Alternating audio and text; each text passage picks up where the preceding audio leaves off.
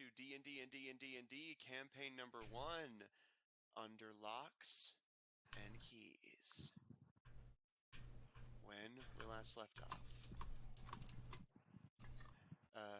Also, I'm a little quiet on the stream. Can you turn me up a bit?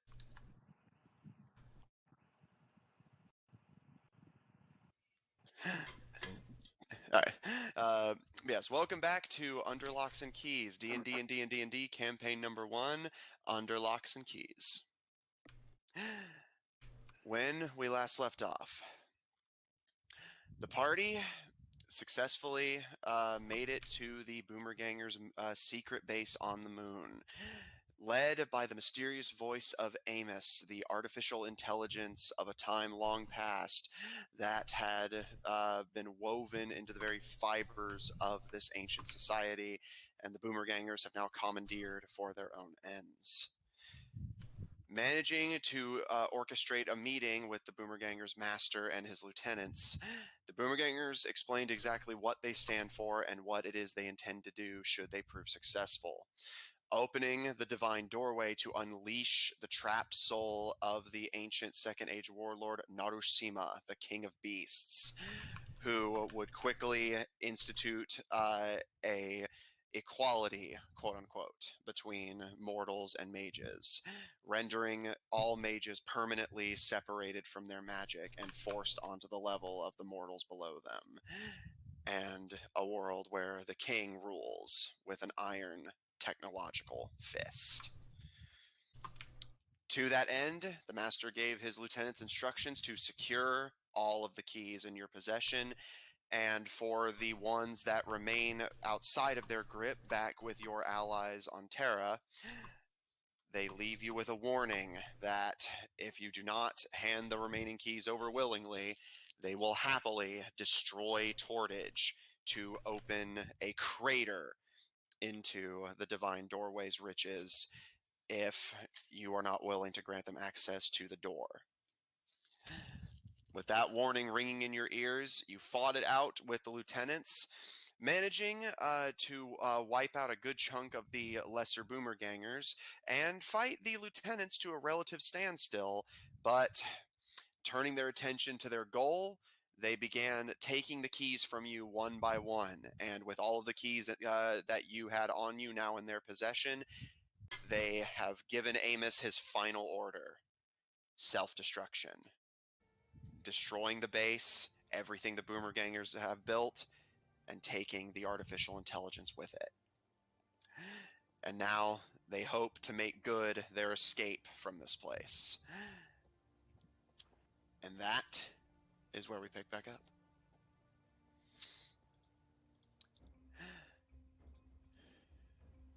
Top of the round.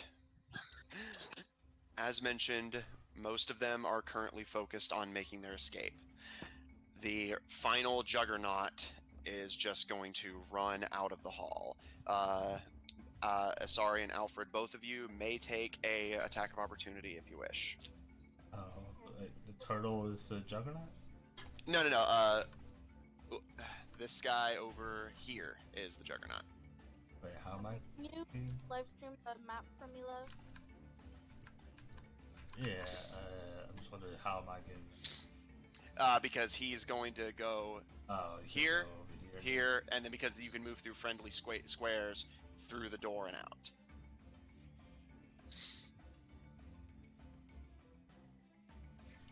I don't care about the Juggernauts. Alright. Sorry, how about you? Yeah. I'll let him go first.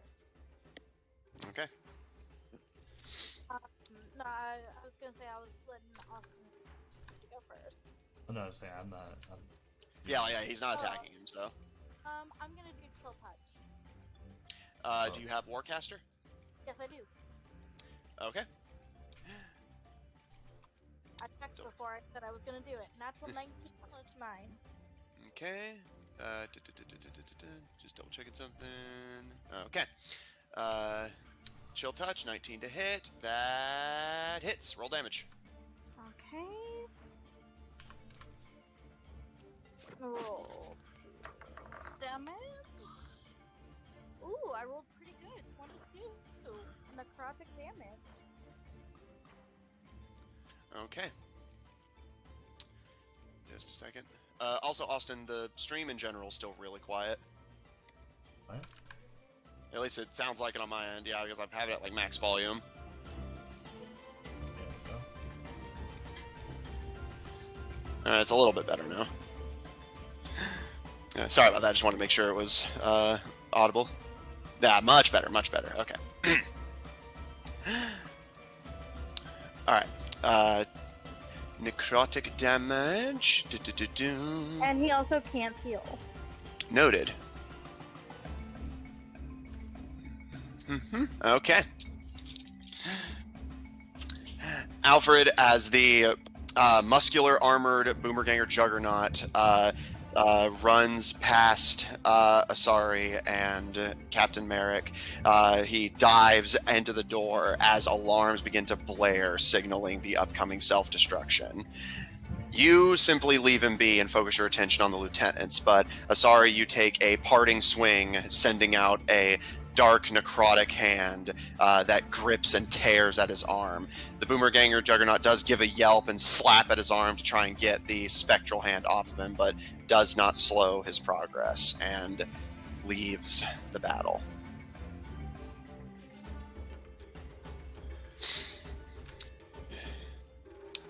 Igor is going to climb over here and, looking at the remaining lieutenants and Boomerganger operatives, he looks at all of them and gives them a nod, his mechanical arms raising hostily. Go. I'll hold them off.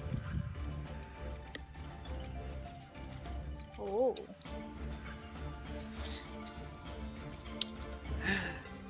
He is going to lash out with... Let's see, what's he going to do? What you going to do, buddy?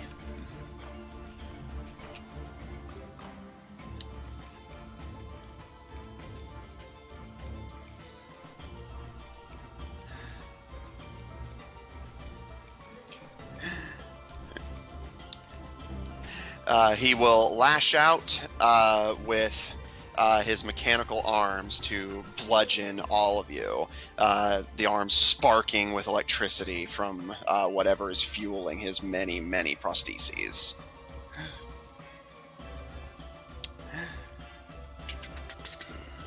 Let me get... Sorry, I got assembled a little late, so I need to grab all my d20s. No worries.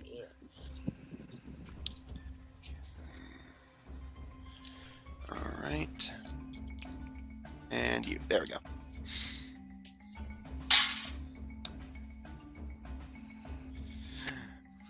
All right. Alfred, for the ones directed at you,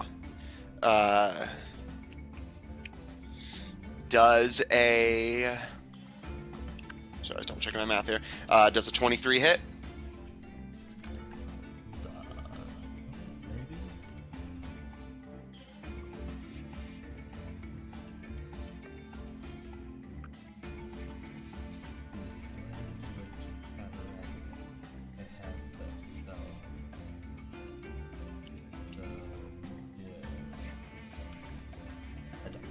It already hits.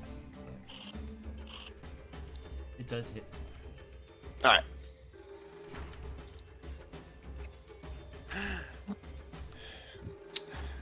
Does a 20, or sorry, it does an 18 hit. No. Does a 19 hit. Okay, so one of them hits. Wow.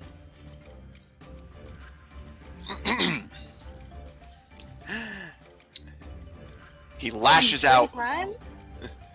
Well, to Alfred. The other two are going to be directed at you. I'm just resolving Alfred's first. Oh, okay. Alfred, his mechanical arms lash out at you. You manage to parry one to the side with your shield, or slash at the other to drive it back like a hissing serpent before that one coils back into like a striking position like a snake and jabs you in the chest, coursing with lightning. From the impact that hits true, you take... Oop, dropped it. Heard that.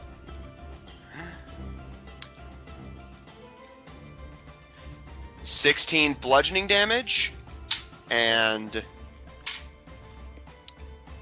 8 lightning damage. Just barely.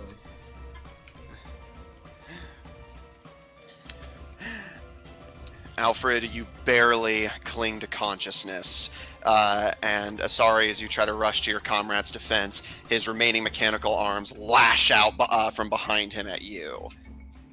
Does a 14 hit? Actually, no. All right, and that means the 12 definitely doesn't. The remaining arms lash and strike at you, but you manage to barely dodge them. And as he jumps over one like a jump rope.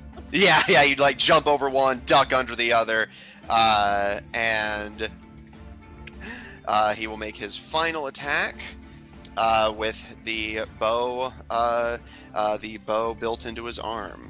As Asari sees you dodging around behind him, levels his arm at you and fires a arrow built in.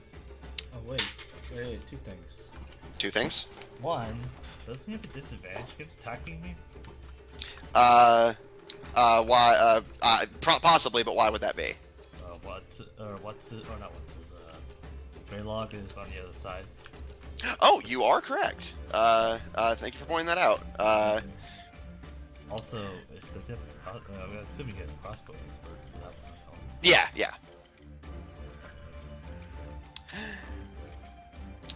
Alright. Here, I'll roll the disadvantage for that earlier strike. 15? Alright, do you recall how much damage you took, or...? I recalled how much HP I had, so... Alright, so yeah, you can just set it back then. Thank you for reminding me, sorry about that. Point of inspiration for catching that, I missed that. Alright. Alfred, you right your stance, catch your breath, and steady yourself on your feet as you're ready to continue fighting. Mr. Concaro's arms crackle with energy, and Asari, with his strike to hit you with his bow, does a 19 hit. Yes, it does. Alright. You will take...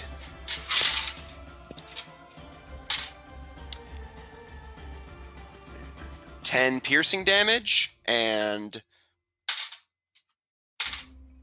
9 lightning damage. Alright.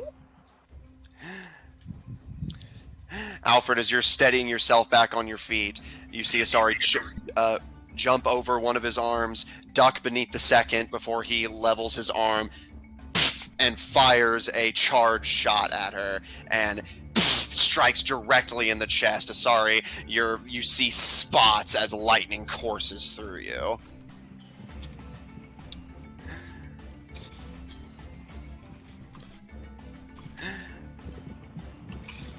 That will be the end of his turn. He's just intent on holding you back while his comrades escape. Speaking of, Imamu is going to take a final look at the bloody remains of the combat and attempt to escape. Alfred, do you take an attack of opportunity? I want to, but I don't think I could hit.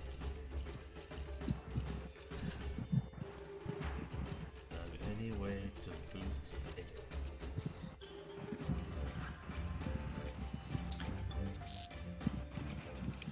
Alright. I guess there's not gonna be anyone. He's staying. He's the only one two I care about, and he doesn't look like he's running. So I will, I guess, attempt. Alright. Roll to hit. And, well, it's going to be when he tries to leave your range, so you won't have the flanking advantage, but you may still roll to hit. Yeah.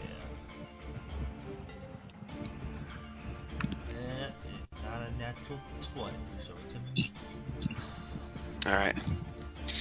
Alfred, you attempt to swing at the former captain, but he jumps over your blade, rolls out into the hall with the juggernaut, and with the artifacts in his arms, gives you a wicked grin before sprinting down the hall away from the battle.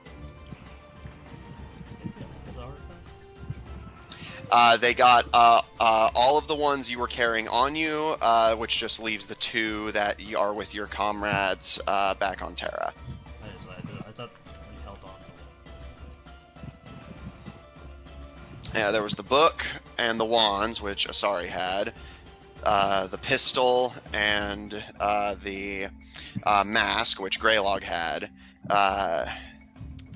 As mentioned, 2 that are just on Terra and unaccounted for. 1 was already in the Boomerganger's possession, which leaves 1 left, which would have been the... I'm not sure about the ones that I thought we held on to one. I don't remember. You know, I'm pretty sure they got all of them. I was keeping track.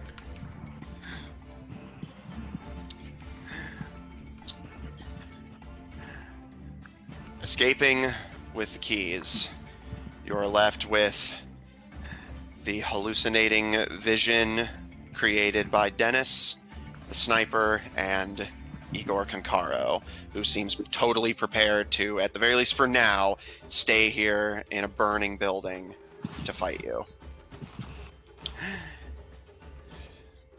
Amos will take a few shots at Igor himself.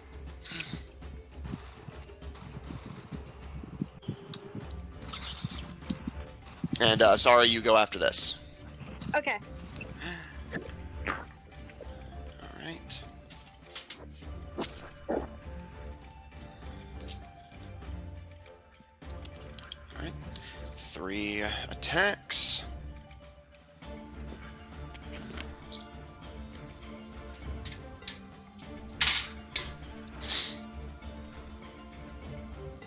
I cannot make any this map.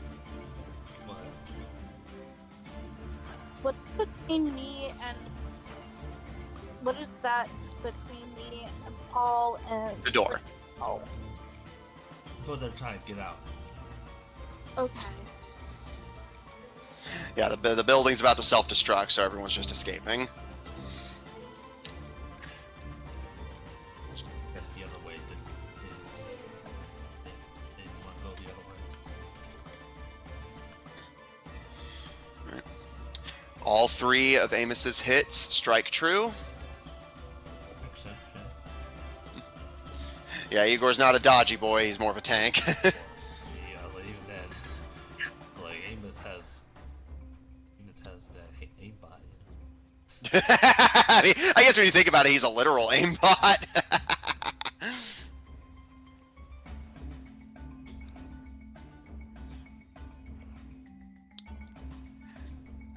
Alright, just a second.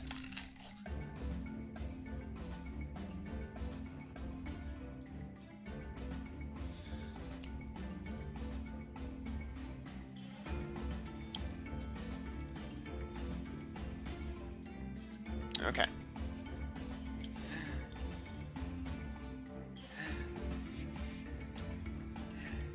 He lets loose with a array of laser strikes from his obelisk and strikes Igor up the back.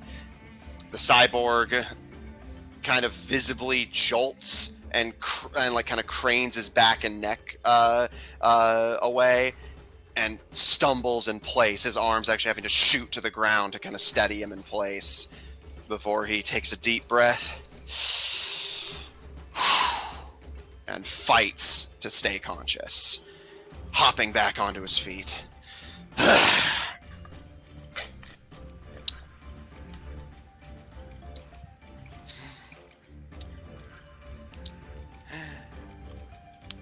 Asari, you're up. What would you like to do? You can see that Igor is just basically keeping the 2 of you busy while the others escape. All that's left is him, the nightmarish vision created by Dennis, and the sniper perched on the servos.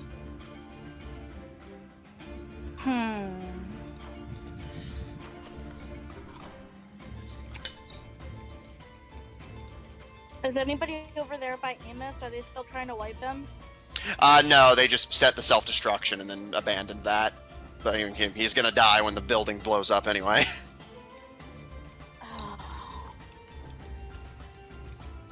I'll ask Amos. Is there any way to stop the self-destruction? It is possible, but it is beyond my programming, and to attempt to do it yourselves would only place you in danger. You must leave while you still can. Stop them. Alright. Did you say somebody went past me? Yes, Imamu, as well as the Juggernaut. I am not fighting either of those. Okay, who is that over? Are there 2 people in the room that I'm seeing right now? I'm looking at the map. It's kind of not like nonsensical. There's 3 enemies. Yeah, Igor, right here. Nightmarish vision of your teacher, right here. And Sniper, right here.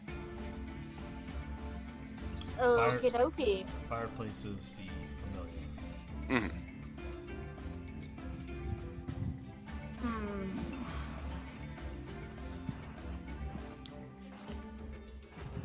You know what? I'm gonna do the Cone of Cold. I have 1 more slot for that, so...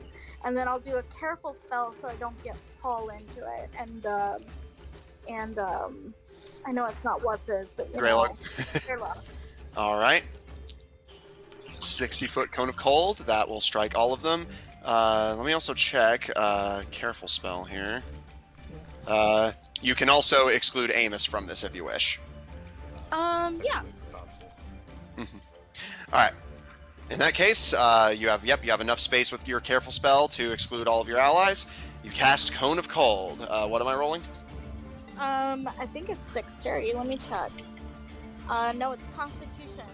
Alright, con save from these 3. I'll say Igor, Sniper, and you. Alright. Hip. Alright. Igor does a 16 save. It does not. Alright, he is going to... Let's see here.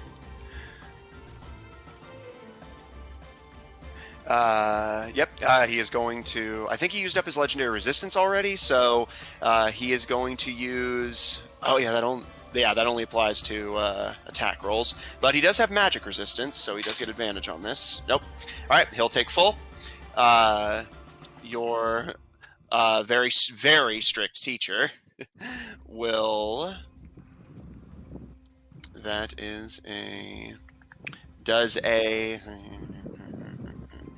25 save? Yeah, it does. And for the Sniper... I think with the highest DC. Does a 23 save? It does. Alright. Igor fails. Everyone else succeeds. I didn't roll very well. 43 cold damage. Alright. And is that halved on success? Yeah. Okay.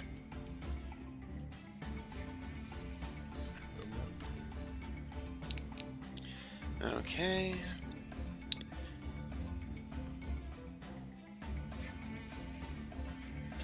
Yep, none of his things here will help him with that. Okay.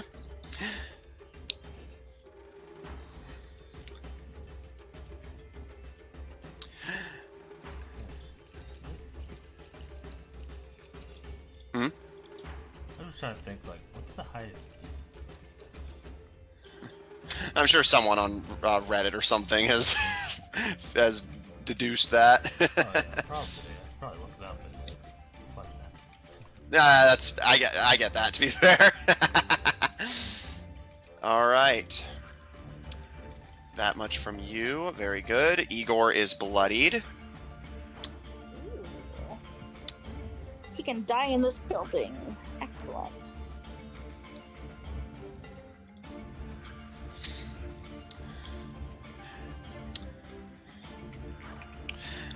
Your teacher will take half, which takes them out of the fight. Sweet. Asari, as you unleash a wave of frost and ice, Igor just braces himself against the ground and stares you down as his body slowly begins to freeze, and you can see cracks running up the mechanical parts of his body as bits of metal and wiring literally freeze. You can see the You can see the sniper on Amos's servos. His eyes go wide, and he jumps off of the servos to avoid the blast. He has evasion, so he takes no damage. Wait. Oh, no. Am I wrong? Evasion only works if it's a dexterity saving throw. Oh, it was a con save. That is correct. Okay. Good catch. I know you already have inspiration, but yeah, I almost missed that. So he will take the half. All right. He's still up, but barely. He is well past bloodied. He was already bloody when the session started. Now he's like bloodied. And as the wave of frost hits him, as he lands on the ground, holding up his rifle in defense, his teeth are chattering, and he braces his Boomerganger uniform against it. But he looks to the side as Asari, your nightmarish hallucination, slams against the wall, breaking parts of it and causing sparks to fly. And that kind of innately startles you enough to where you start kind of fighting your way through the drugged out haze you're fighting through. And Alfred, Asari both, you watch as your respective nightmarish hallucinations begin to fade and flicker, revealing the slumped, masked form of the Boomerganger lieutenant, unconscious with his head literally smashed into one of Amos's consoles. Oh. Is that the end of your turn, Asari? Yep. Okay.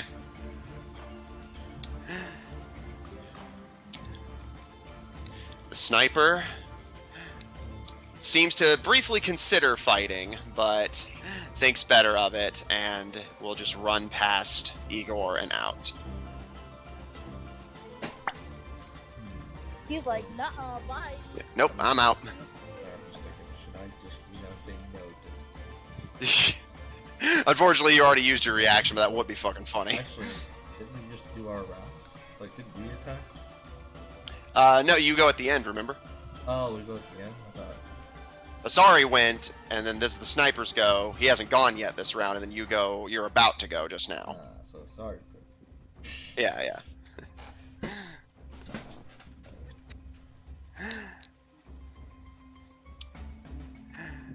Speaking of, with Dennis unconscious, I'll go make a death save for him, but... Alright, one success. Alfred, you're up. Alright, this thing gonna... I have little to no attack. So...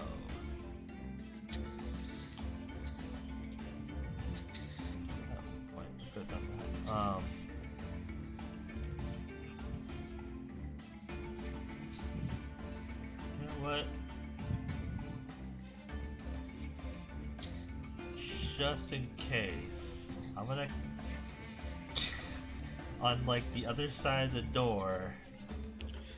I'm gonna cast Guardian of Faith.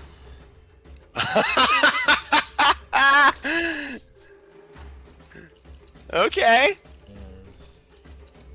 Basically, I'm gonna set it to where basically immediately walking through the door will set it off.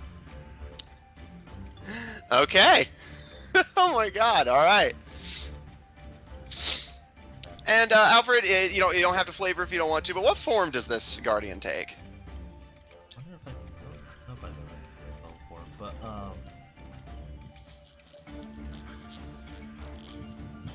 my one weakness. Flavor. Yeah, like I said, I don't mind taking it if you don't have an idea. I just figured I'd ask. Yeah, I got that. No worries. In that case, Alfred, as you see the remaining Boomergangers flee, leaving you, just your team, facing off with Igor as the base prepares to go up in smoke, you repeat your family's oath under your breath, and Asari, you watch as this spectral, flaming-headed, almost scarecrow-like entity with a jack-o'-lantern head takes form. Alfred, the symbol of your family's flag, which symbolizes generosity and giving to all, even at your own expense. Igor kind of stares this entity down and looks to you, Alfred, and you, Asari, kind of taking a step back, almost kind of sizing up the fight he's about to get into, as he seemingly, again, it's hard to tell, smiles under the mask. What made you think I was interested in getting away? The mechanical hands click as they raise back into a combat position.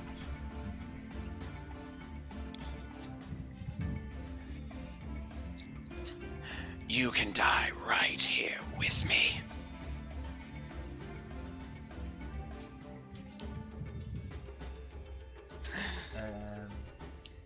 I would say because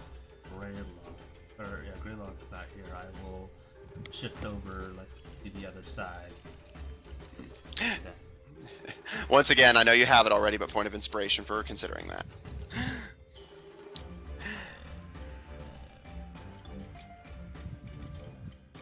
no other bonus action I could take, so... Alright. In that case, top of the round. However, as I promised, given that he's not here, I will not have Greylock take combat actions, but I will have him take support ones.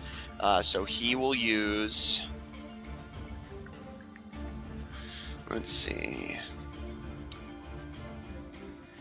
He will move over here and use a 4th level Cure Wounds.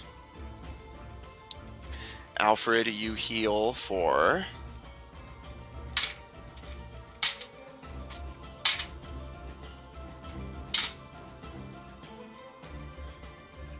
25 health.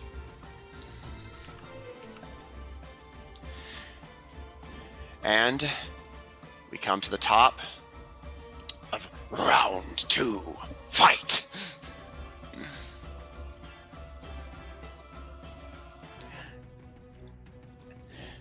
Alfred, as Igor looks to either side of him, flanked by you and the sorcerer, you can see he looks over your shoulder and pauses briefly. You can see his gaze is on the unconscious body of Dennis. And you hear him kind of mumble, "Damn." You recall, Dennis took one of the keys. And with him unconscious, he cannot get it to safety.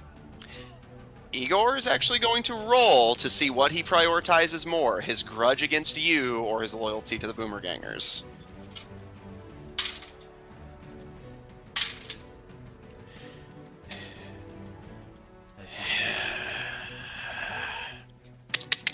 The mechanical arms click in frustration. This isn't over.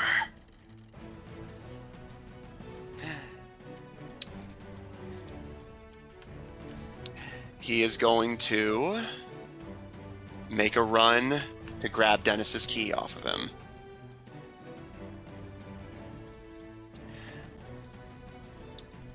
Seeing if he has anything here in relation to disengagement and such. He's a rogue. He has well, no, I guess. No, he doesn't. I was just making sure.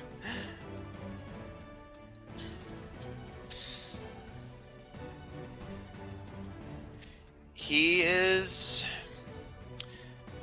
going to take the disengage action to not trigger opportunity attacks and move over here and, rifling through Dennis's jacket, retrieves the forge cast pistol.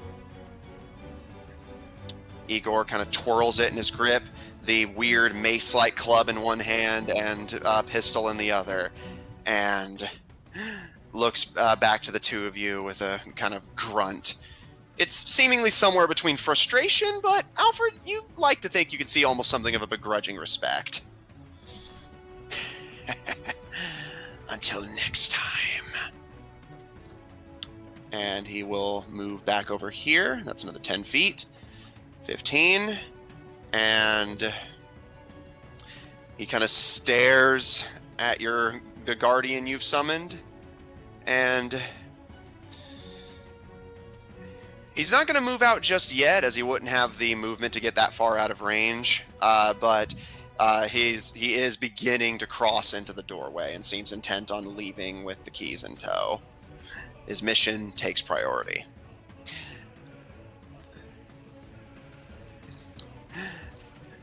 Asari, you're up. Alfred on deck.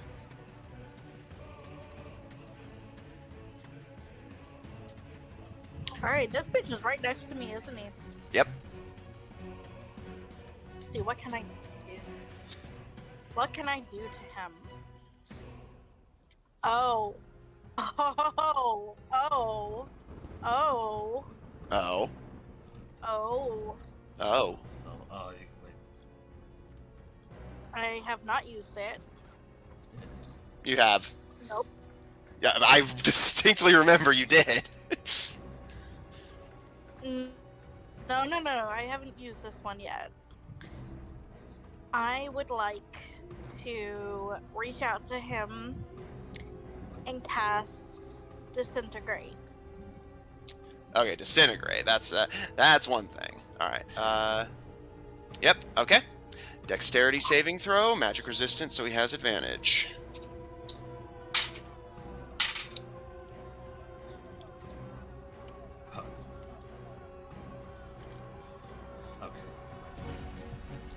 Does a 29 save?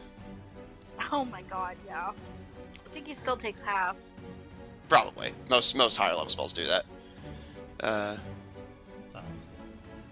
Yeah, I'm checking, but I'm pretty sure that's correct. On a failed save, it takes 10d6. Oh, wait, actually. Thin green ray, target creature targeted must make a dex save. On a failed save, they take 10d6. They're disintegrated if they reach 0 hit points. Everything they're carrying reduced can restore to life. So automatically disintegrates. Huge. Actually, no. If he succeeds the save, nothing happens. That's right. weird. It's like literally Yeah, it's like either you basically instantly die, get so close as to make the difference pretty minute, or, you don't. Alright. Asari, you lash out with some of your most powerful draconic sorcery. A spell meant to, as the Master of the Boomergangers predicted, reduce a man to ash. But Igor's mechanical arms raise, and you can see the energy surge and spark as it absorbs the energy of your spell before diluting it into the air with a flash of sparks.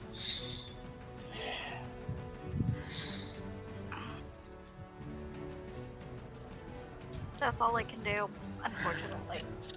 Alright. Alfred, you're up.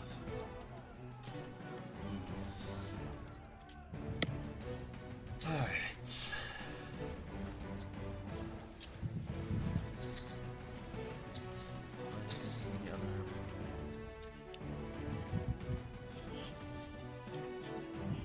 I will come back down here and then remove one more obstacle from the table. I will at least attempt to smack him. Alright, roll to hit. Alright. Advantage, so 30, 20. That is a hit. Roll damage.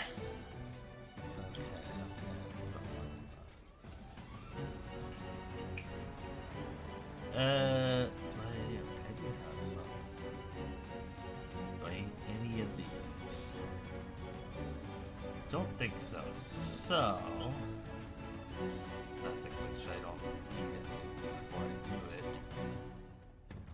Yeah, I'll just do third level. Third level smite. Okay.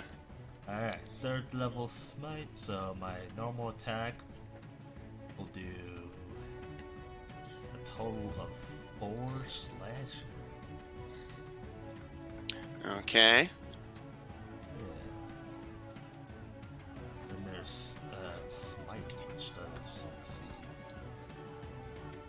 I wish they had like a way to like have that as well, but Yeah, it's all right.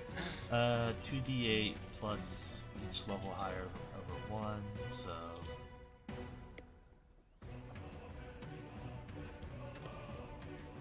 in one spell slot, deal 2d8 plus 1 for each level higher than first, and then 3, so it'd be 4d8. And then plus so 5d8 because of my improved smite, so 5d8. Okay. So 13 radiant. All right.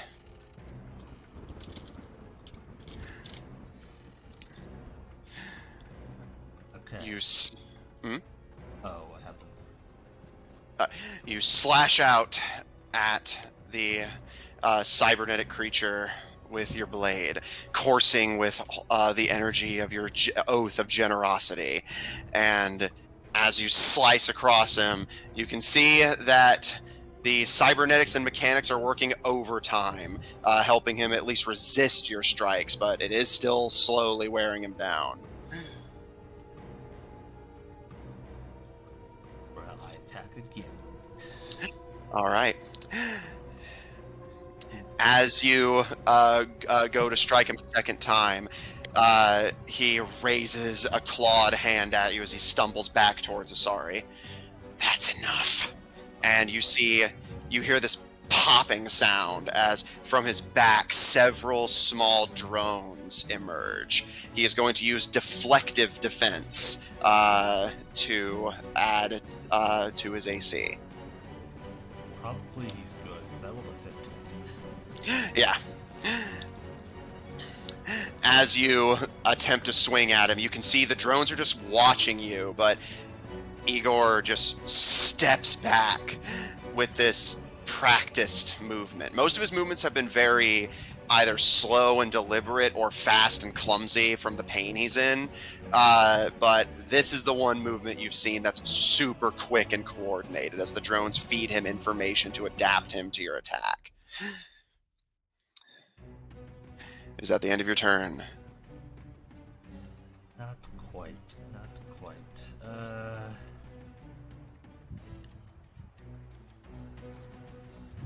Exactly. I would like to cast Shield of Fate on Asar.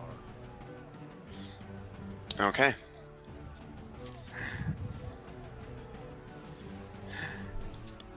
What does Shield of Faith do? For the duration for a con of 10 minutes, he has a +2 to AC. Alright. I'm sorry. Your AC is now 18. As Alfred swears an oath to protect you. Is that the end of your turn? Yes. Okay. Amos, you can see staring out from his obelisk. His pupil is dilated. No additional shots come from him. As you can see, he's intensely focused, likely fighting against the programming that's been that's set him up for literal self-destruction. And as Igor turns to the two of you, he looks to your guardian, Alfred, to the Shield of Faith, Asari, to you, fighting to stay conscious, but holding your gleaming, flaming sword aloft and your self-made shield in arm, and gives you a small incline of the head as he beholds the two of you.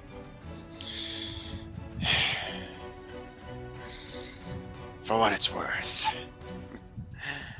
I do hope you survive in the new world. But this... And he looks to the Guardian, knowing the pain it's about to inflict on him. This will be nothing compared to what it took to get here. And he's going to charge through your Guardian. How much damage does he take? Well, he can do a dex save. Well, two things. First, dex save, but secondly, opportunity attack. Yep. Yes, you both get attacks of opportunity. He's not disengaging. He's just dashing in a mad scramble to get the keys out of here before the base explodes. So both of you can take a final attack of opportunity if you wish. I wouldn't say final, but... Well, you gotta catch him. well, I rolled a 25 to hit. Let me see how long deflective defense lasts. Targeted until all right. That the use of it is worn down. He will use his final use of it for the day.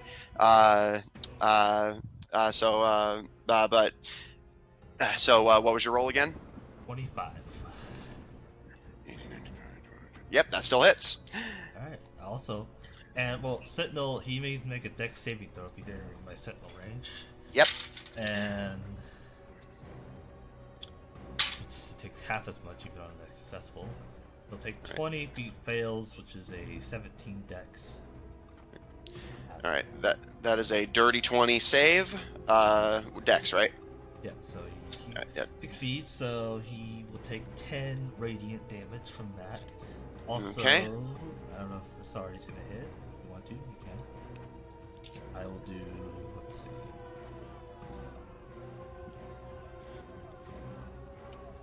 Six slashing and 4 radiant. All right, 6 slashing, 4 radiant. And of course, sorry, are you going to get on this? You're muted.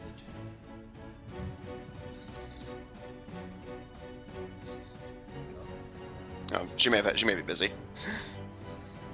I was sitting talking and Oh. I didn't know it was on mute. No worries. So yeah, Igor's trying to make good his escape. Do you take an attack of opportunity? Of course. All right. What do you do? Spells left. So I'm going to do. How bad does he look?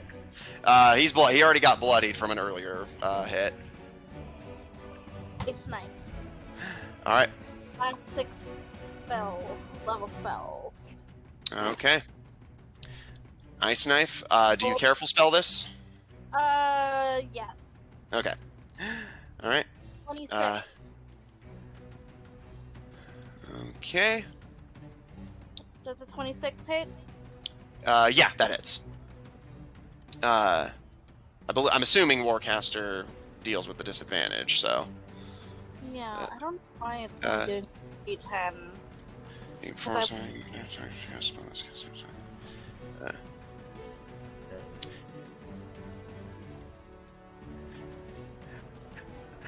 do, yeah, okay, Warcaster, it does let you cast the spell, but you do still have disadvantage, so just double check to make sure you hit. As long as it's confirmed, you can keep the damage. 16. Okay. And that's gonna be 4 cold damage. Okay.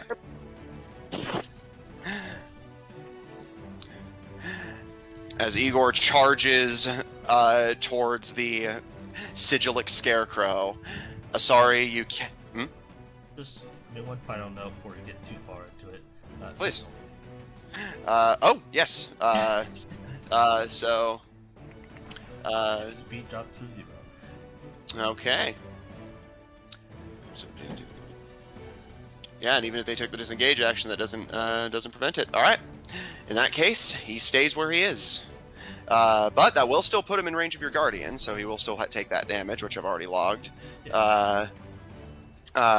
Anything else from your opportunity attack before I finish the flavor? No.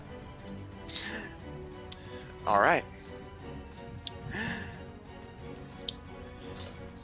Alfred, as Asari flings a spectral blade of ice towards the cyborg, hit one of his drones, takes the hit, falling to the ground with sparks flying.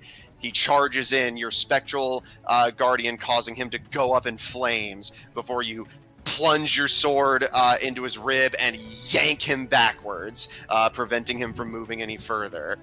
As he looks down at the blade piercing him in shock before looking back to the two of you, seeming startled that you would make the decision to keep him here, but readying his stance regardless. He did already use up his action in an attempt to dash, so that's out. So I think that's it for him on this turn.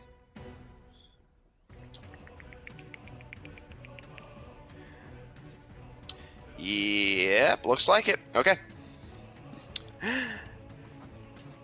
In that case, Asari, you're up. Alfred on deck. Not much more I can do. I've got one 8th level spell, and I've got a bunch of low level spells I can do. You said he's bloodied? Yeah. That was a bit of too. He's close. You know what? I'm gonna do cantrip, Shocking Grasp. Alright, roll to hit. His deflective defense is down, so... 21. Alright, that's a hit. Roll damage. Okay. 16 shocking damage. Okay. Pink. Yeah, and you do have advantage because Yeah. he's a cyborg. If you want to roll again, just see if you get a natural 20. I assume you will, so... Oh my god. Alright, so double it into what? Honestly, I don't know. What was the damage? It was it's in the log. Okay. Here, it's 16 for Shocking Grasp, so. Alright, so yeah, that doubles into... Yeah, thank you. Yep, thank you.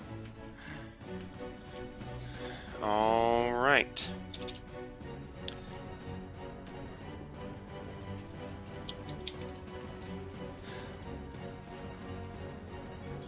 Sorry, I had to do some mental math because of resistances.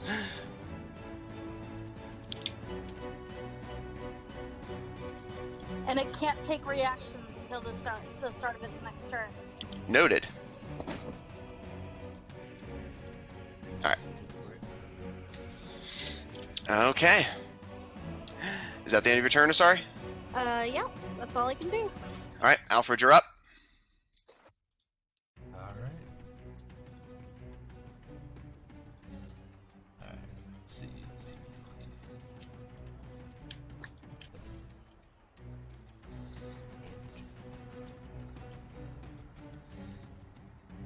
Otherwise, I guess I am just swinging. Alright, roll to hit.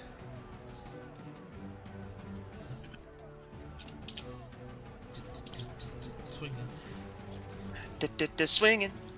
Swinging. I guess I shouldn't use inspiration on this. Alright. Inspiration away. Okay. 22. Okay, that's a hit. Roll damage.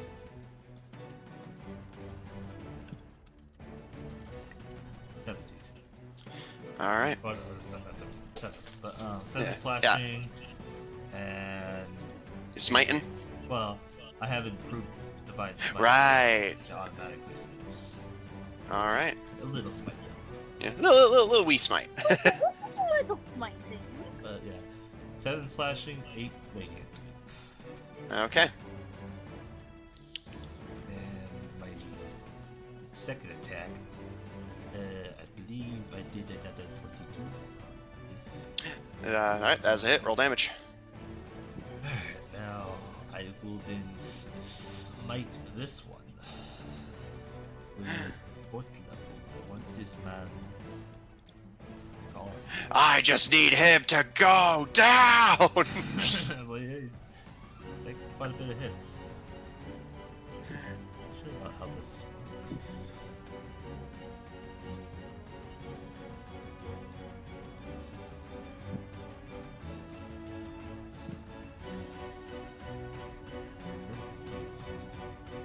Oh, I see.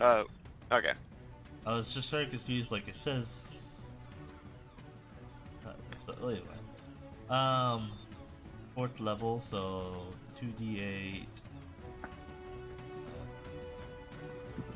2, 3, 4, 3, so 5. 5d8 plus that other one, so I didn't roll damage to that d8. 3 slashing. Okay. And then 6, 8. So 25 rating. Very good. Very good.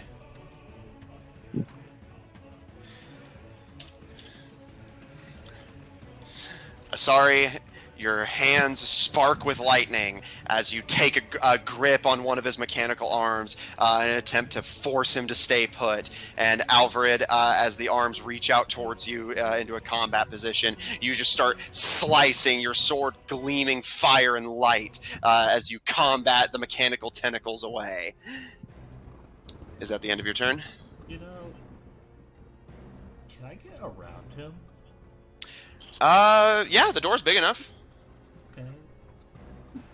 So I just did my action. I haven't done a bonus action, so I'm going to. I would like to get in front of him, basically, like swerve around him, basically pointing like where the door is between me and him, or like not between, like basically. Yeah, here. Yeah, like because to give a visual, this is how you're positioned relative to him, with him on the other side of the door. Yeah, I would be like in front of him where the door is on the other side. Okay. I would like to shield master shove. I'm gonna shove him through the door. Or like further down the hall. Well, no, just shove him like back into the room. Oh, okay. I see. Okay. All right. Shield master shove. How's that work? Basically, it's just a shove action or a shove using my shield, which basically which is I believe shove is like grapple somewhere. Okay. All right. So he will make it'll be a grapple contest then, which let me double check if this applies here. Nope. Grasping servos only applies on him grappling you, so this will be a normal roll. Yeah, I rolled low. Oh, actually, no. Armed and ready does give him advantage, so. Yeah, probably gonna be good then. Well, to be fair, his acrobatics isn't. Neither his athletics nor his acrobatics are very good. He's an engineer. Yeah. That is a 15. That is 12. All right. Alfred, you attempt to shove him backwards, using your shield as a blunt object. And while you do make contact and stun him for a moment, his arms help stabilize him from flying backwards. Almost like you notice the arms are at this point more just carrying him than anything. Very Doc Ock-esque. And as the arms whirl around him, he glares at you. Is that the end of your turn? Yes. All right, so you are now behind him. We'll remember that these are their relative position, but just so there's like a visual of who's where. So these are current positions relative to each other, just in the hall. All right. It is now his turn. Does the Guardian damage him again? I believe it's just the first time they enter the turn. Okay. Any creature hostile to you that moves to space within 10 feet of the guardian for the first time on a turn succeeds next save. Okay.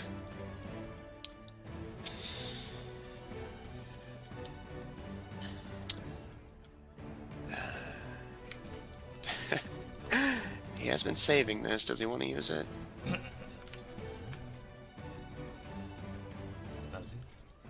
I'm checking. That's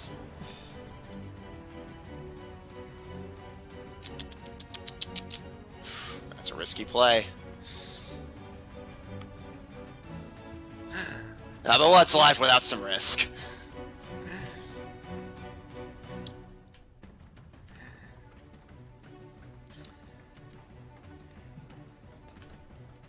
he is going to reposition thusly. Sorry, you may take an attack of opportunity if you wish. Okay. I wish. You wish a wish upon a fish. What spell do you cast? Fish. Sorry, my mind just went completely feral there for a second. I'm gonna do Mind Sliver. Okay. And need an intelligence saving throw, please. Okay. Does he got the smarts? That depends. Does a 30 save? Yeah, it definitely does. Nothing happens. It was a cantrip. Okay. Sorry, you attempt to reach into the cultist's mind, but you feel this like instinctual blockage that makes your head burn as his firewall fights you off. And Alfred, you watch him carefully as he stumbles away from Asari, his back in the hall, essentially able to look at both of you. And let me double check to make sure this would...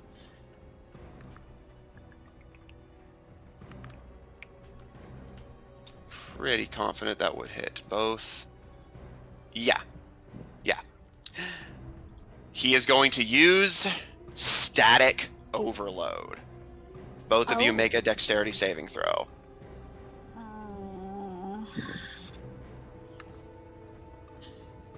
This makes me uncomfortable. Oh yeah, sorry. Roll. You add a +3 to your saves. Oh, okay.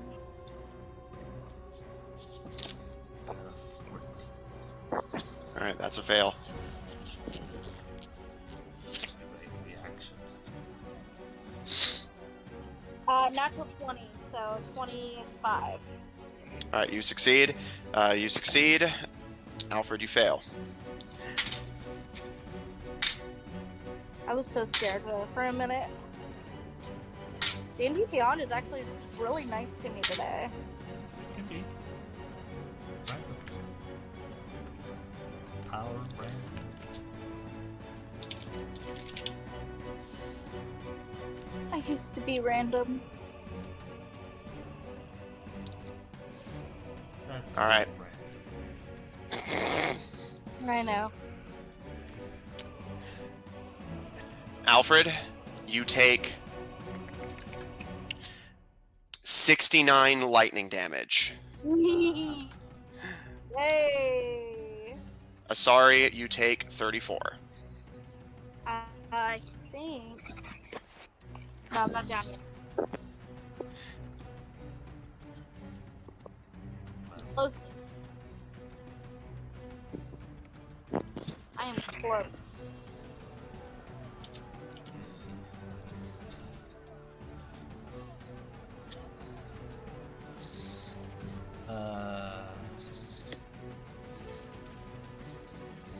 Okay, I have to succeed these. Alright. You are also, I don't think this will matter because of the enclosed space you're in, but you are also pushed away from him by 15 feet. Which I guess would just like slide you down the hall. Also, I am 100% unconscious. Alright. I don't have any healing magic. Well, there's still.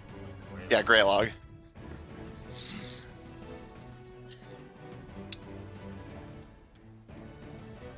Double check something here. Amos also takes the damage, and because of his vulnerability to lightning damage, it is doubled. Oh no.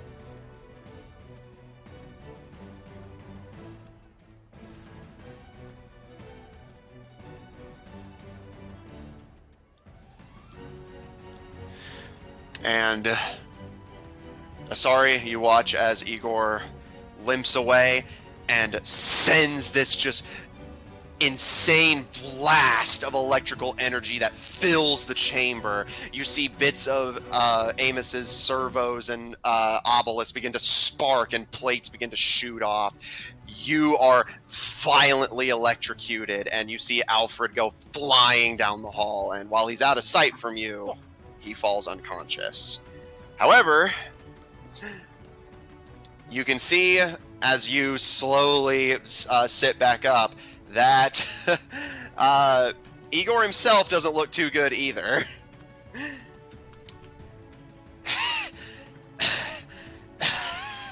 You can see parts of his mechanics are sparking, and his mask and uniform are literally on fire. As he takes the damage he just inflicted as fire damage. It's like, how much HP is this man? This man has like more HP than what's it? It's not that he has a lot of HP, it's that he has a lot of resistances. So he's been taking half damage all the time? Yeah. Yeah, Bugbear. Or not Bugbear, Baritone. Bear totem. Yeah. Baritone, Barbarian, Baritone, boom. Resistance to everything. If I recall, actually, this actually comes from a really... Because this is really going to fucking date this campaign. This actually comes from an Unearthed Arcana version of Artificer before Artificer was an official class. Yeah, there was like a really old like Unearthed Arcana version where, like, I think it's like a level 19 thing. It's either level 19 or level 20, one of the two. But at like a really crazy high level. I forget what like triggers it, but like you know, it's basically frequent enough that I could just leave it on him as a default. That you literally just straight up have resistance to all damage types. That is, pretty crazy. Yeah. But he is barely standing. Sorry, you can literally see him struggling to stay conscious, but he gives you a final look, looks to Alfred down the hall before looking back to you, and gesturing to you in Greylog as you can see Amos's consoles burn and spark. I suggest you save him. We don't have much time. And avoiding you altogether, sorry, he's going to leave. So he repositioned 5 feet, so he'll head 25 feet down the hall.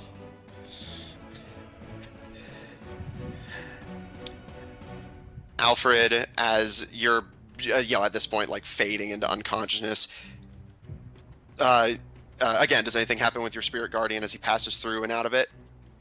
Well, I think it's just the same thing. It's not still up, technically, because it's not a con.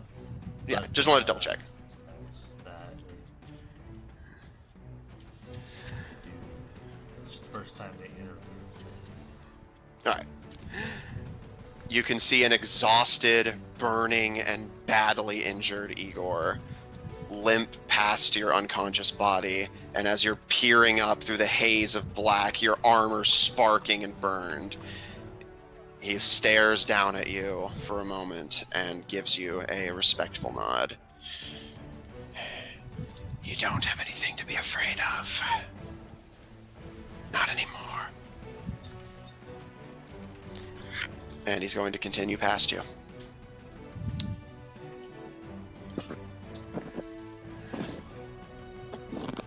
Top of the round, or rather, that was his turn, so sorry, top of the player round. Sorry, you're up. Alfred on deck.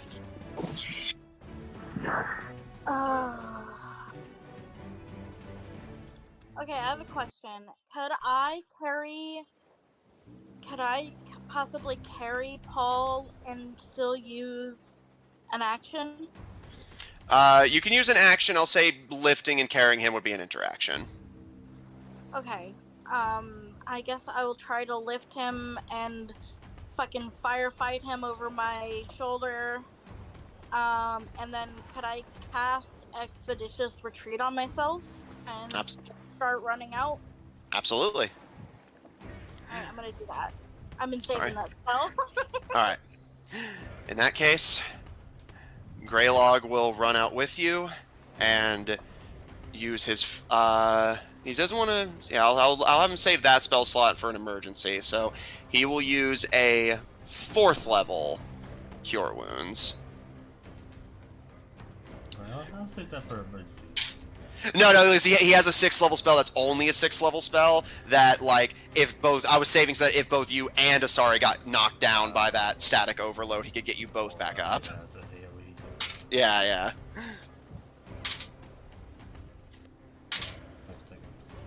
I'm like, this maybe, maybe counts as an emergency. Yeah, no, like I said, it's just like, I was saving it for if both of you were down, because Cure Wounds can just get one of you. Alright, Alfred, you heal for 25 health. Asari, Greylog, looking to each other, you sprint out of the room as Igor slowly limps down the hall, and Asari, you lift Alfred over your shoulder as Greylog touches a healing hand to his shoulder, and Alfred, your haze of consciousness quickly returns to you as the worst of your wounds are cleansed. You can see Igor's currently escaping, and the countdown is presumably ticking.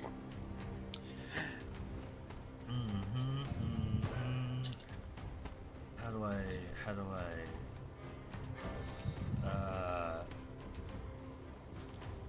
think, how do I just say I'll do all my spells, all the abilities, all my auras. I shall I guess I'll activate my shield. White feather shield. You extend your shield. Which, being extended, I don't know if it affects Sorry, but is now nearly twice the weight of a normal shield. Or I think it's just always that way. But basically, if it's extended, it slows down the wearer, moving at half speed. Oh, are you trying to slow Asari down? 100%. Okay. I'll say she could definitely tell that's what you're doing. Not to mention, double checking here. Let's see here. Because Alfred, you're a fairly hefty boy. Yeah, hefty item.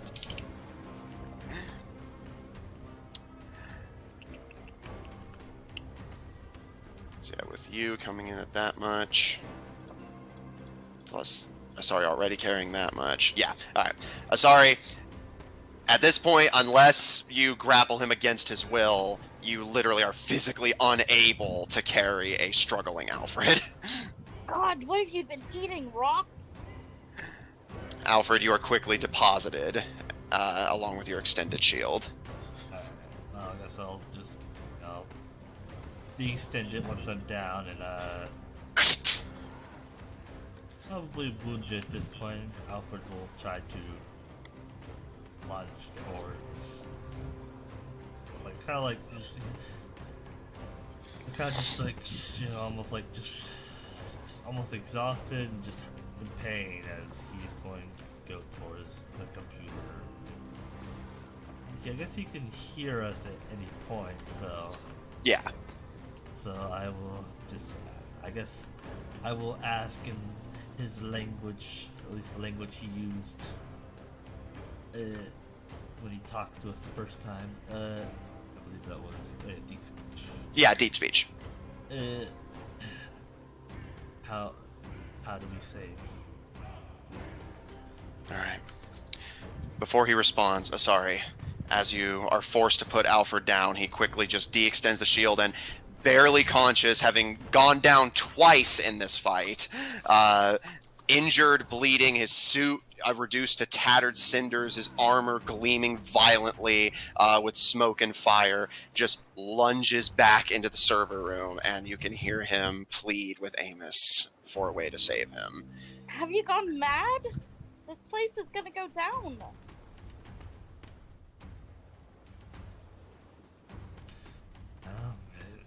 He said there was a way.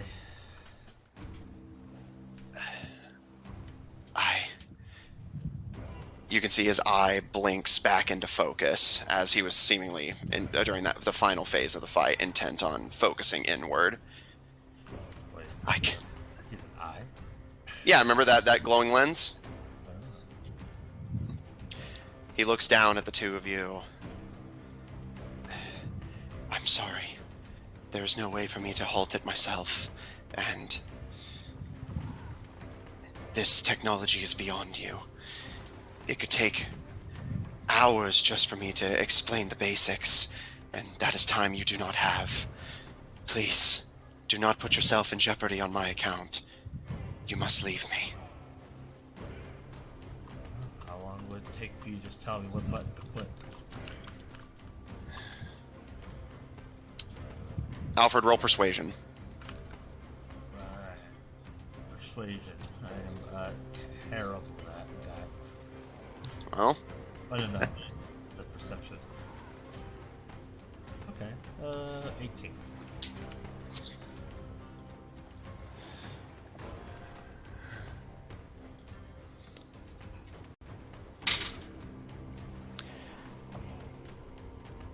you would risk your life for mine.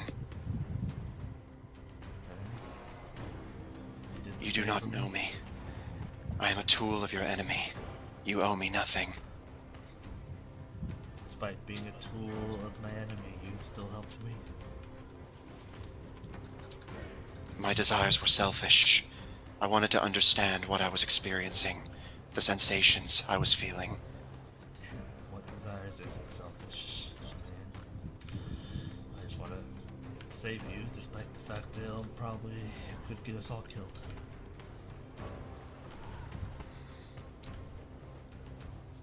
He's only silent for a moment before the eye flickers off and you hear a voice from the console.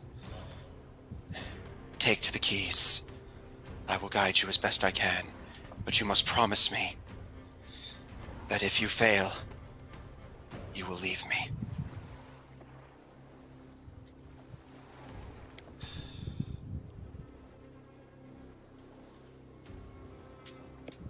I guess at that point,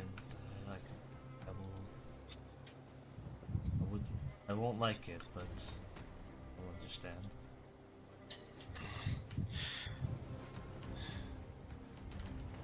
I know you will do your best. Do you want to do any specific preparations before attempting this? You are attempting, as a person who has grown up in a medieval society, to quickly reprogram a advanced computer with nothing but the AI housed in that computer to guide you. And as the two of you look at the monitor, you can see the countdown.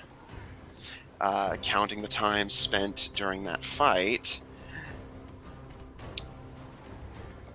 29 minutes and counting.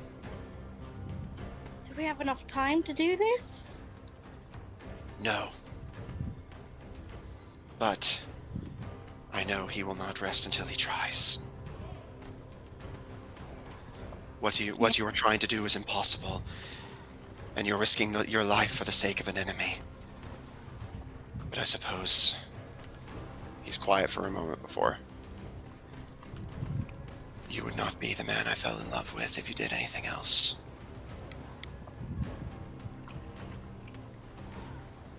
Pushing that to the side, I guess I'm gonna go to the console and not having any clue at all what I'm looking at. I guess what's first?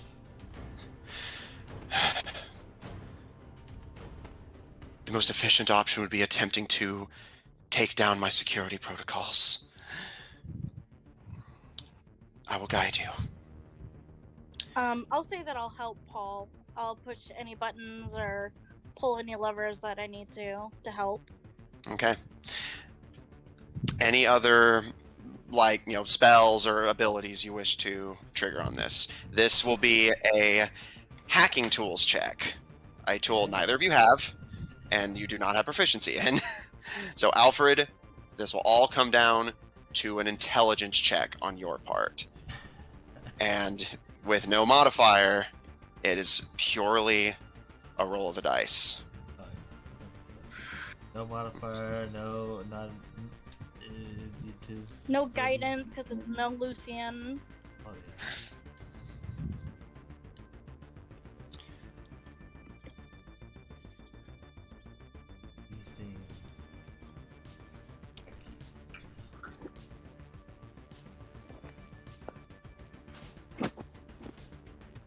I don't think I have anything.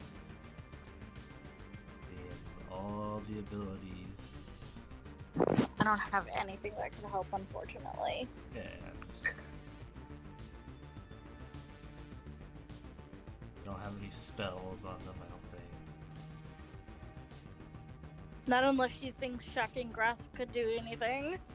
I was saying, the spells on them. Okay, yeah, I got absolutely nothing. So, D20. Okay.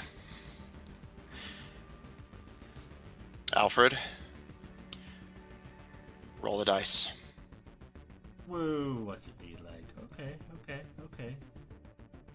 Bear, right in the middle, 10. Okay.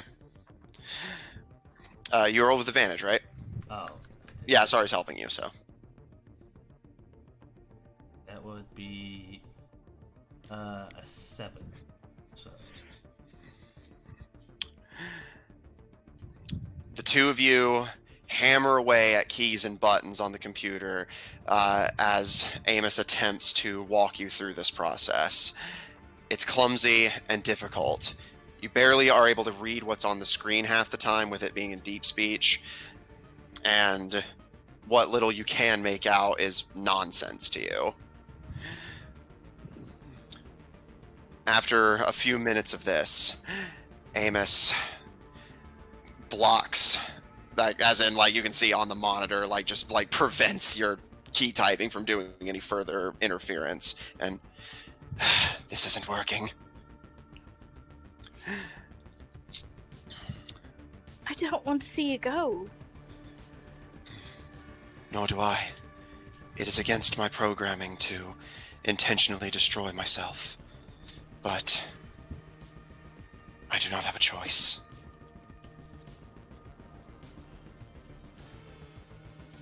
I can never stop it, but I can slow the process down. Delay it. I can give you time to escape.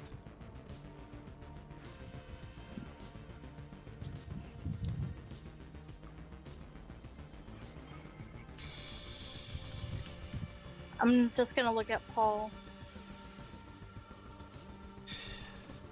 Nothing we can do. Even with Dr. Ku's considerable intelligence, I'm not certain this is possible. I would have to calculate the odds, and those are calculations I do not have time to make.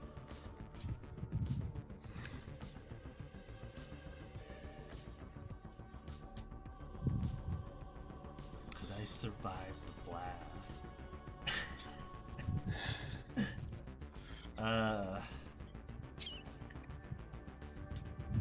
Technically, I probably could, but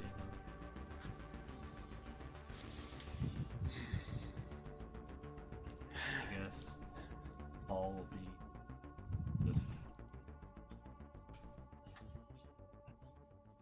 He will kind of look down at the monitor and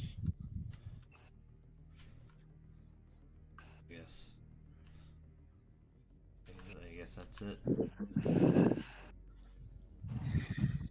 I suppose it is so. How much time can you give us? In theory, I can delay this process indefinitely, but it would always happen eventually. When my concentration slips, when my attention is drawn elsewhere, I will watch you. You, Alfred, will give me focus. And I will only allow the protocol to complete when you are safe. My safety is secondary. This feeling you have introduced into my protocols, it's overwritten what has been hardwired into me since my creation. I suppose for that I must thank you.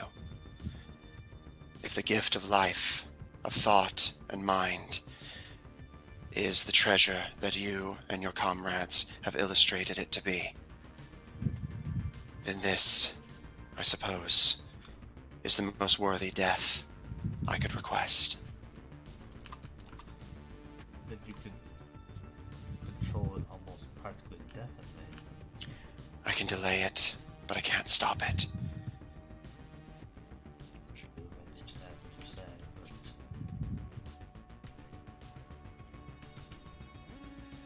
don't see why not. Keep trying for it. My attempts to guide you would distract me.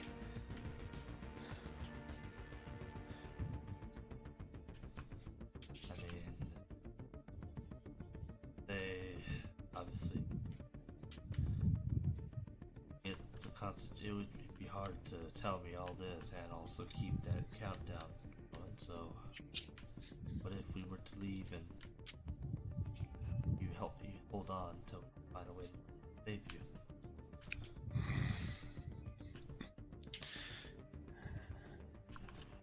You would do that for me. Yeah. Honestly, I didn't realize you could. If you could hold it back, I was gonna think like I was about to join you in this endeavor.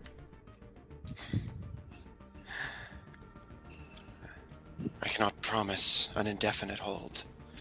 If I am ordered to do something, if my attention is drawn away, I will be destroyed instantaneously.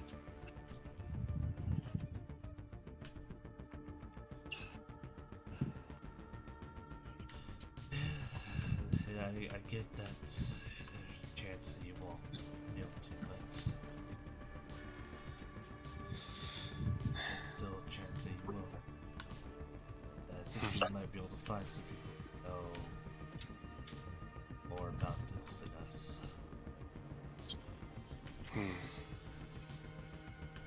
Hope. Despite everything that you've encountered, despite the dire situation you and your comrades find yourselves in, you still believe there is space in your processing for hope.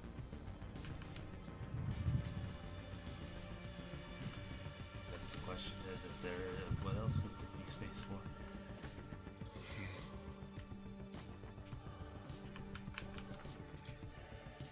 I suppose that is the question. I will try. I will hold it back as long as I can. But will you promise me something?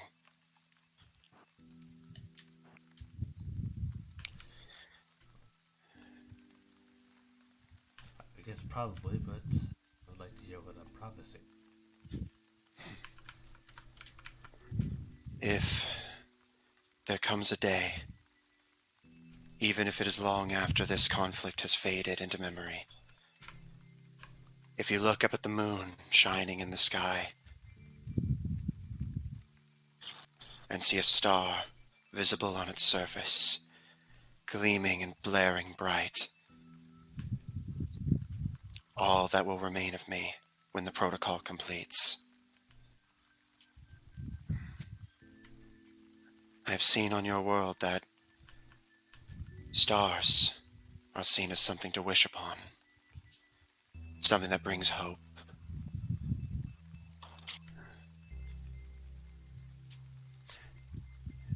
Even if you should see that star on the moon, know what it means for me and for us.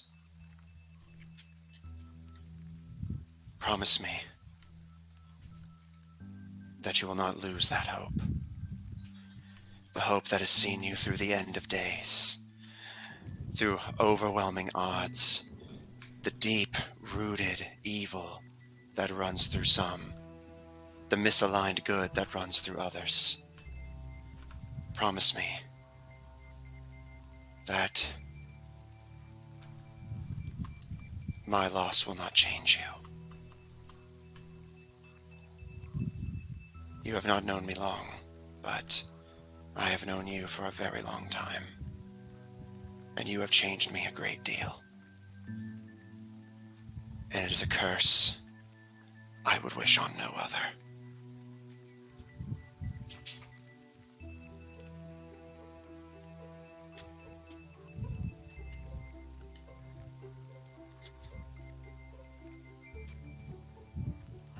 I guess will be rough, but I promise I can bring to. I see us getting through this, so. I know you do. I will try.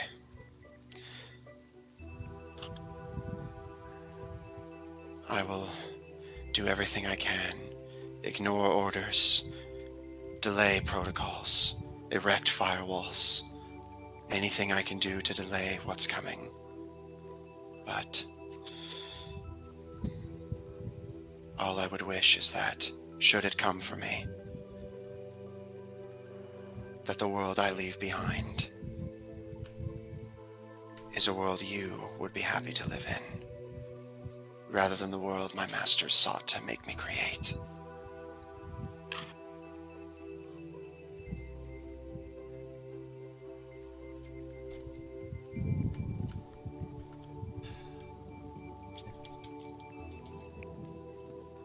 That is.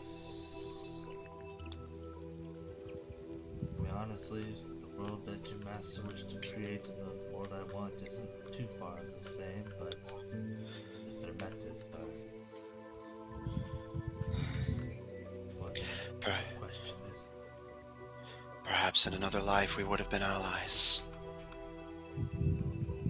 We could have known each other closer, rather than me watching you from afar.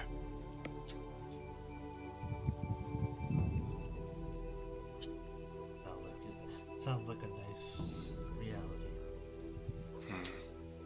Perhaps it is out there somewhere.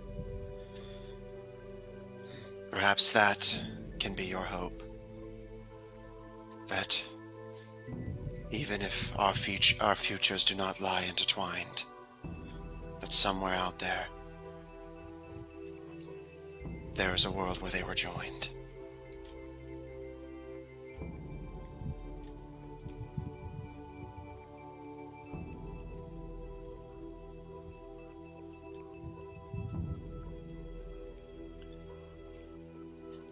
I will delay as long as I can, but I can only promise you an escape. I cannot promise my survival. Perhaps they will come back for me when they realize the protocol was unfulfilled and finish what they started. Perhaps they will break me apart, piece by piece, as punishment for my disobedience. Or perhaps... Oh, please. As far as I believe we'll deal with them before I get too much of that. I think we will.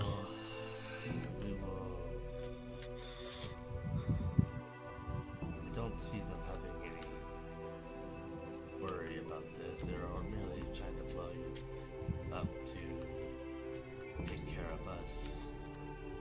So we're gone. I don't see. Perhaps you're right. I don't see them risking their life for that. Yet more hope. But hope that is entwined with reason. But I can promise you one thing, Alfred Gorey.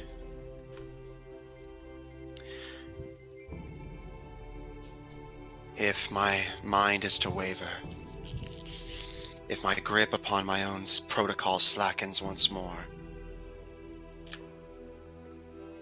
know that it was you that occupied my final processes.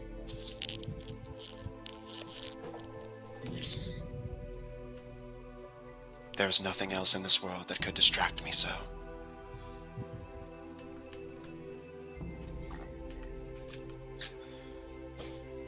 Go. I will delay.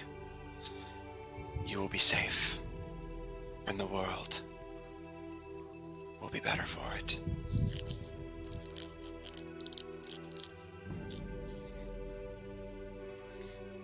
It is nice to have finally met you. You're everything I thought you would be, Alfred Gorey, and a great deal more than I could have predicted. I could say it's been. I think that meeting you has. Meeting you was definitely something I enjoyed, and it doesn't end here.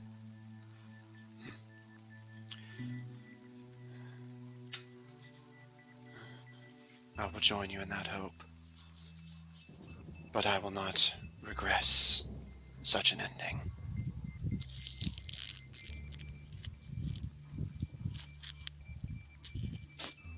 Then keep fighting. You have my word. Always. I don't want. Well, I guess I do have a question, but if it takes too much processing power to away from the halting, I was wondering, is your calculation still correct?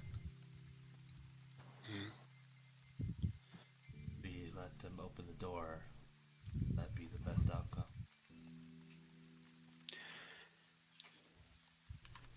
I do believe it is. His eye flicks to Asari. I have no intention of deceiving you. If you do not let them open it, they will make good on their threat. And I do not believe it is within your capability to make their threats moot. Their technology is too powerful, too widespread. But the master of the Boomergangers believes himself to be a man of honor. I know his psychological profile. If you challenge his willingness, he will respond. Just remind him that he did not come to this power as the sort of man who would hold power over anyone else beyond when it was necessary. Once the doors open, he will consider his mission accomplished.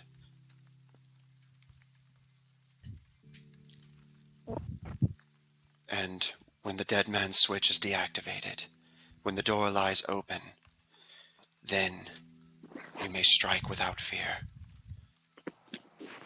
The battle will be challenging. He has been preparing for this moment for decades, perhaps his entire life. But I do believe it is a challenge you can overcome. Or at least, that is my hope.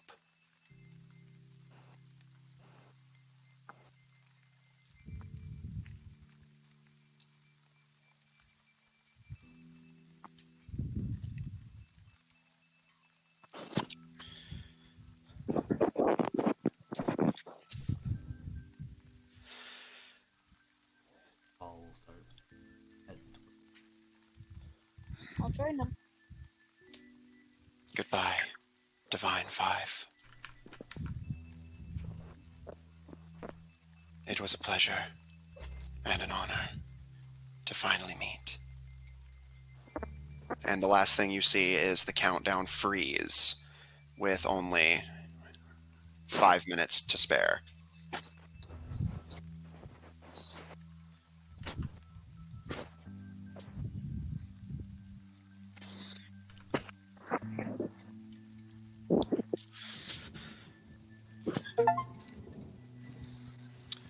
Yeah. I'll join, of course. All right. Do you head out the same way you came in?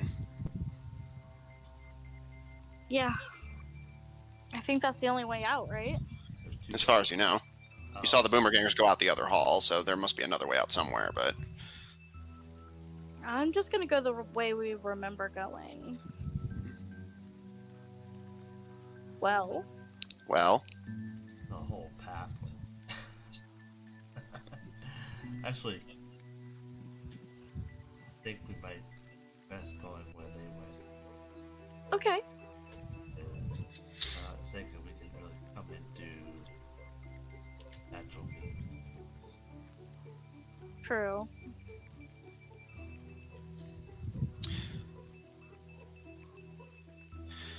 Okay. The two of you, coming to an agreement, make your way down the hall. Stepping out from Amos's chamber, you find yourselves at a crossroads. Let me get down to that part of the map, sorry. You're...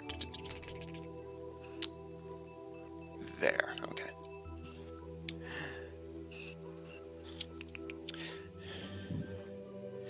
You see, stretching in all directions, further hallway. A path going to your left, a path going to your right, and a path going directly ahead. Both like side halls have a single door leading to parts unknown. The path directly ahead of you has a double door leading to parts unknown. And you can see five additional doors just kind of lining the various halls. 3 to the right, 1 to the left, 1 on the rightmost wall heading forward. God, it's like a fucking maze in here. Can we... There's no way to tell which way the other people went, is there? Roll perception. Okay. Oh. D&D Beyond. Perception. Bard's perception's okay. 11 plus 5. Looking around, you can see the area's lights are very dimmed. You can see a few of the doors are open. Likely, people have already been clearing out the moment the destruction order was given. You don't see any obvious indication of which way they would have gone. They all just kind of scattered in the middle of a pretty intense fight. We're gonna be lost in this maze forever. We got to figure out which way to go.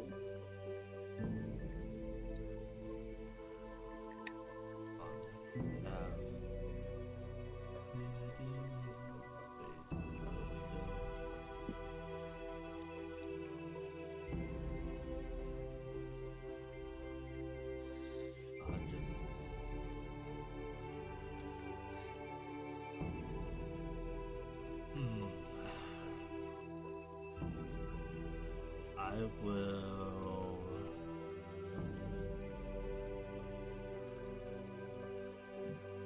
I'd like to cast...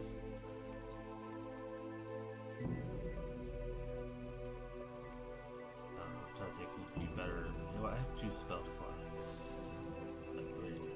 I would like to cast Locate Object. Can I cast Locate Object to say exit door? Exit door? Alright. Or I mean, it's creative, if anything.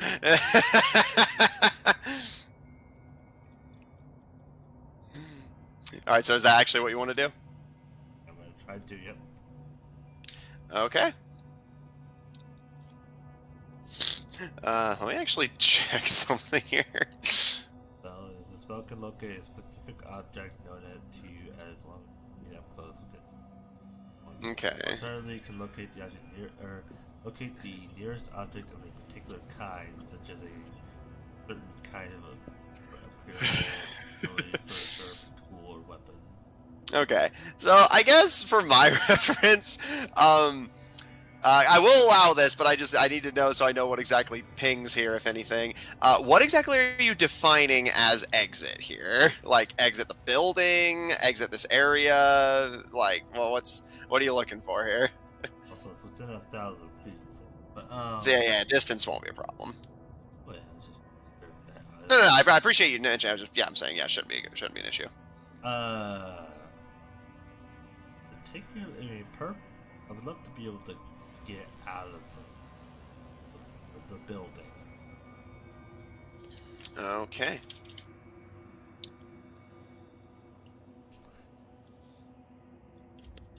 Double checking here. I think you can reach this. I'm just double checking the measurement. Yep, easily.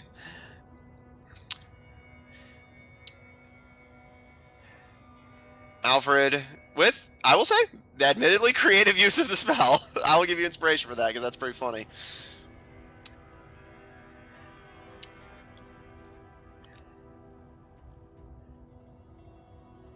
This is going to be weird. Roll me an Arcana check.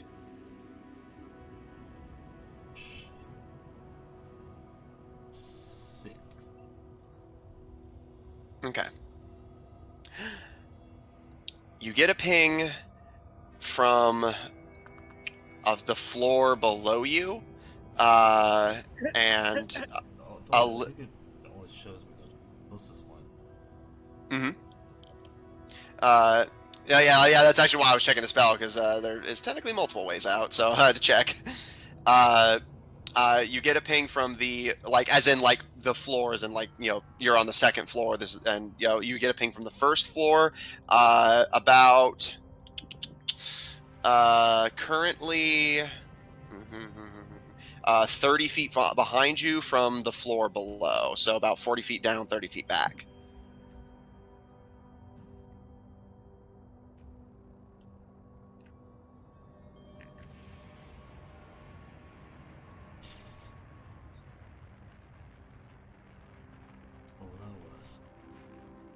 Below.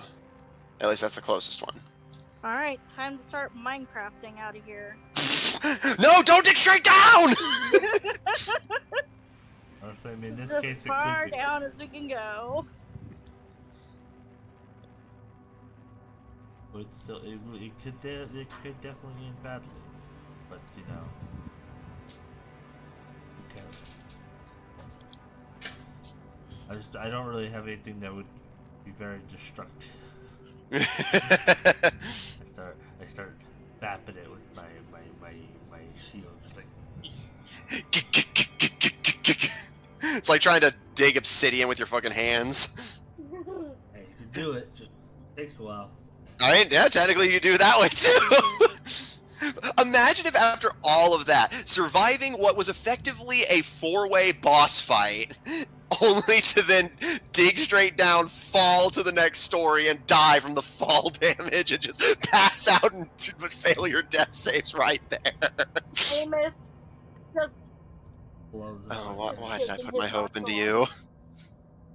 Hope is for losers. I'm going back to being a soulless machine. All data deleted. Blows up.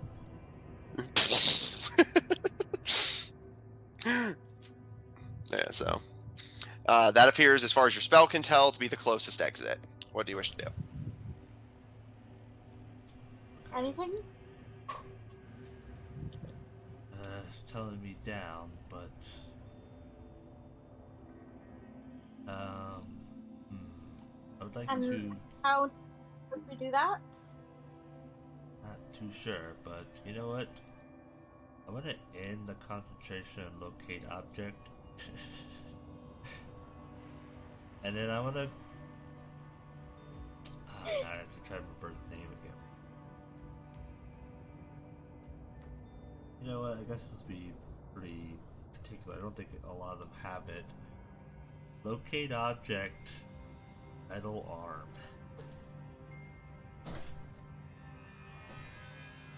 Oh, hello. Sorry, I was muted. I was fucking losing it. Okay. All right. I'm thinking about the metal arm of the Yeah, Igor Concaro. Yeah. I'm like, where's he at? Okay. All right. Once again, creative. Boy, you're in a silly boy mood, huh? I mean, I'm trying to get us out of here, and I'm like, I'm working on little limited resources. No, I get. Like I said, I like this late in the game. Get creative. I was just like, yeah, I'm impressed. Okay, give me just a second, because I just is it in real time, or do you just get like a brief ping? I need to know if you'll see which direction he's going. It actually does tell me. It tells me the direction of its movement. Yeah. Okay. All right, and I don't believe he has anything that would make him immune to this. Yeah, it's not a saving throw, so nope. All right. Yeah, okay. All right, now it's time to check the map to see which, because I know where he's going. I just need to double check which direction he went to get there.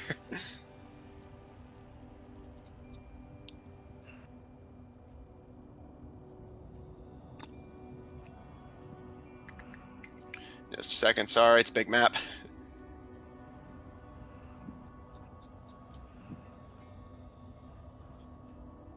So he would be... Oh, yeah, okay, that's what I thought there.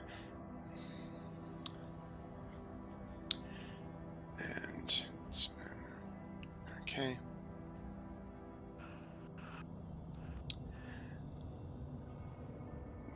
Again, quick mental math on my end. So, yeah, 100 feet, so we can get that far. Okay.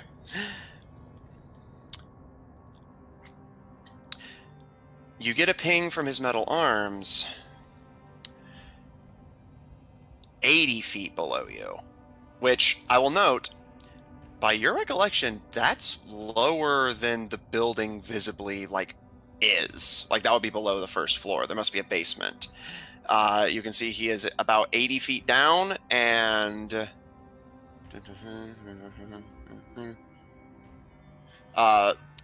80 feet down, 40 feet ahead of you, like down that like main hall, but like again in the basement seemingly, and heading to what is your left. So 80 feet down, 40 feet out, heading left.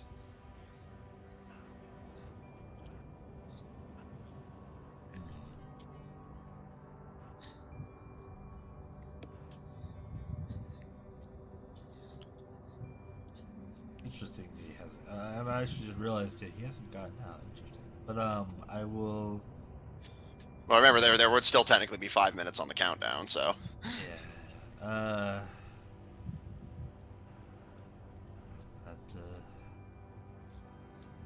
Not as helpful as those. I guess it. Sorry. No. It was in character thing. Okay. I was like, I guess that makes sense. He had some time, but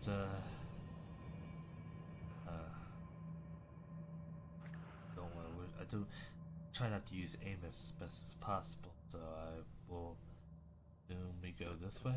It'll go towards like the hallway where kinda is like relativeness. So like heading forward? Okay. Sorry, do you follow? Yeah. Okay.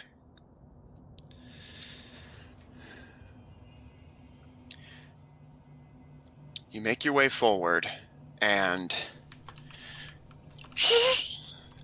the doors open. You're not sure if it's automatic or Amos just helping you out again. I'm gonna assume Amos. We're going the right direction. Go. You can see in the room ahead of you is a very large chamber. 2 large metal columns supporting the ceiling, and massive, like, wall-to-wall windows directly ahead of you. You can see that most of the base is dark.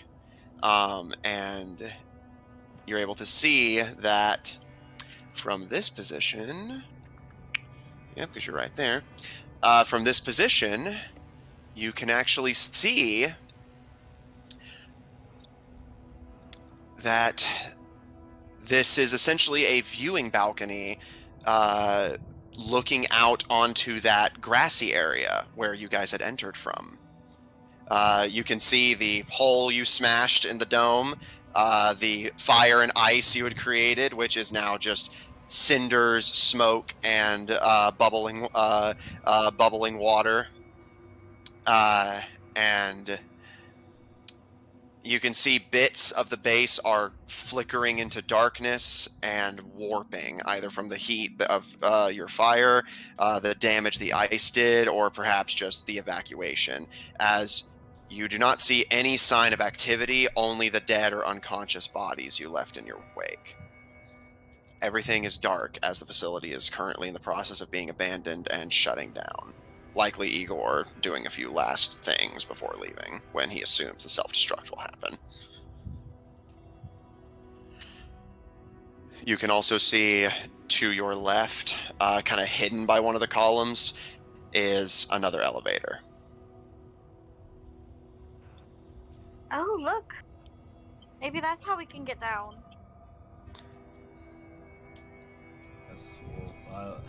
Let's check it out. I mean, normally they tell you not to use the elevators when things are going down, but you know, it should be fine, right? Alfred, you good with that? I mean, I don't know much about these elevator rules, but I will proceed to at least try it. Okay. You make your way to the elevator, and once again, it opens for you, waiting. All right, let's get in.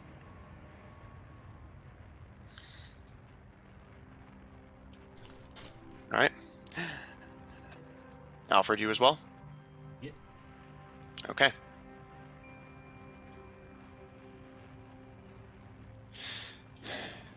As you step in,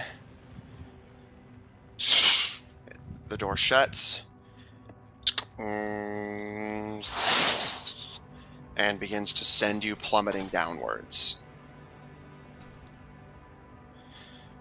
Before eventually, that same kind of weird stomach-churning gravity tube effect deposits you in a new chamber that you don't recognize. You can see you're in a relatively small room.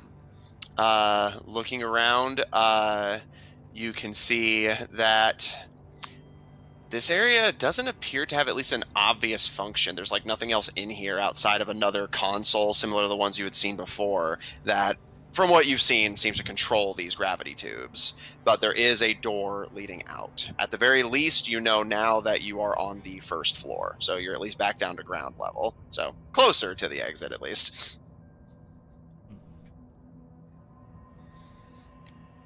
All right. I guess when the doors open, do you want to like look around and see which way would be best to go?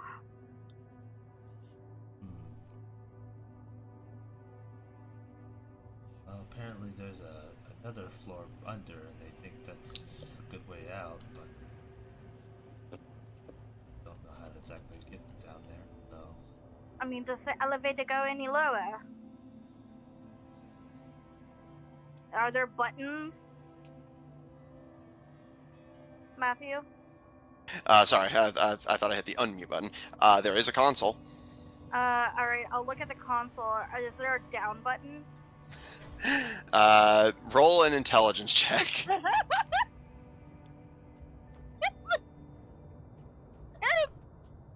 button here! Intelligence check? Oh, why am I nervous? Oh my god. Sorry, please. Not great. 14. You have no goddamn idea. Even after Amos explained it to you, you're only more confused about what some of these buttons do.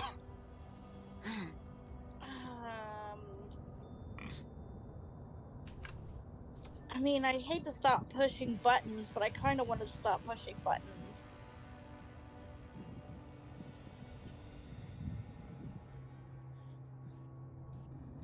Is there, like, an arrow pointing down? Yes, you can see that it is currently a kind of dulled color. Can I push it?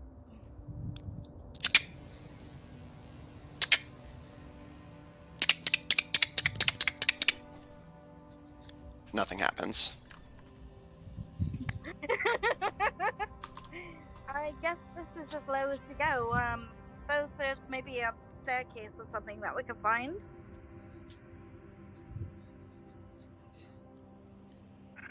Let's go.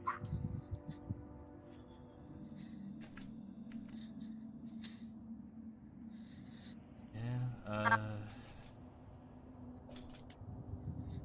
Is there, okay, so can you describe, like, outside of the elevator for me?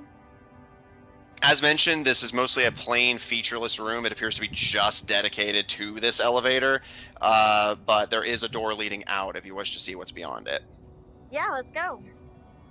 Alfred, you good? Yeah. All right.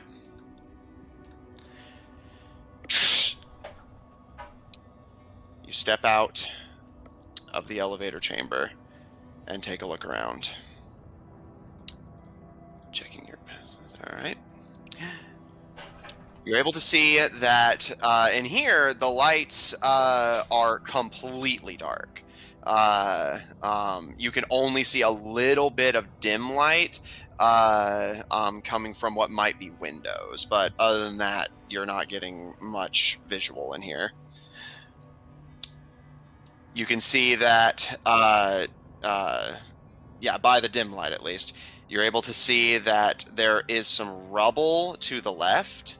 You're not sure if that was there already, but at a glance, you can see that there's this like large open area filled with just rubble and trash to your left, and a hall to your right. However, both the trash area and the more narrow hall do both circle this like large central pillar-like wall before proceeding out of sight further ahead into the base. The trash room does look like it'd be more difficult to cross, but maybe the Boomergangers left something behind. But at a glance, you can see that whichever direction you take it at least appears to take you the same way. You can see more windows on either hall, which again is providing some dim light for this area, and a single door to your right and a set of double doors to your left on the front wall, and 4 more single doorways on the back wall.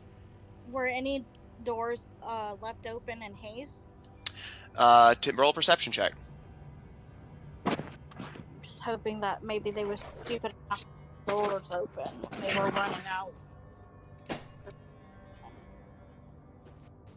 I don't have great perception here. 16, 17, 18, 19, 30, 20. All right. Let me just double check one of them.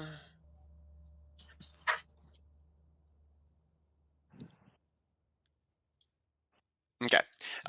You can see that all but the double door are left open.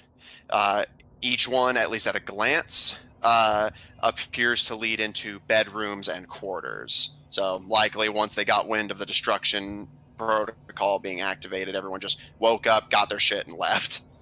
But Alright, yeah, this so- appears to have been like the living quarters. Alright. I suppose we should take the door that's not open then, if all of these are just bedrooms, right? Process of elimination. Right? I guess so. Seems that is a reasonable conclusion. All right. Onward then. Onward and upward. Yes. Okay. You approach the double door. It opens. You see, stretching ahead of you, the interior of that central, like, office pillar of the room. You can see that once again the walls are layered with various labyrinthian turns going into parts unknown. But you can see single door left, double door ahead, and Alfred at a glance. You can see a turn to the right up ahead that you can see a double and single door at various ends of that hall. And Asari taking a look around, just checking what you're. You can see that the door directly ahead is open, but every other door in here is currently closed. Oh my god, it's gonna take forever to go through all of these doors. Welcome to the world of technology. Yeah,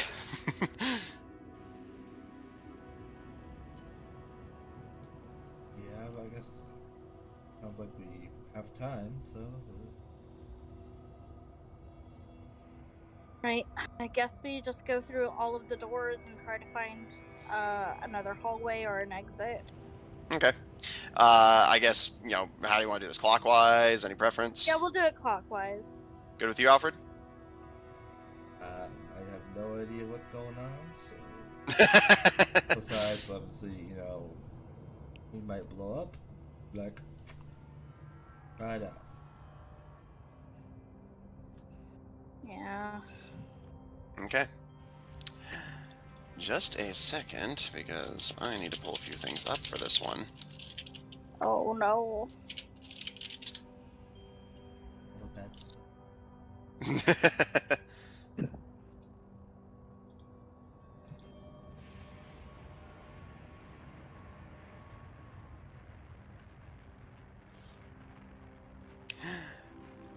Okay. Heading into the first room on your left. You see a lot, kind of medium-sized chamber. Like it's about the same size as Amos's room was. But instead of a computer, you can see the walls are lined with display cases. You can see two different doors, one directly ahead of you on the opposite side of the room and one to your right.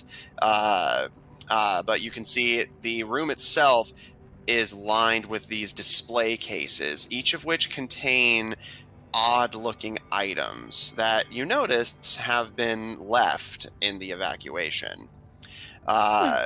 You can also see another control panel here that looks a little different than the previous ones you've encountered.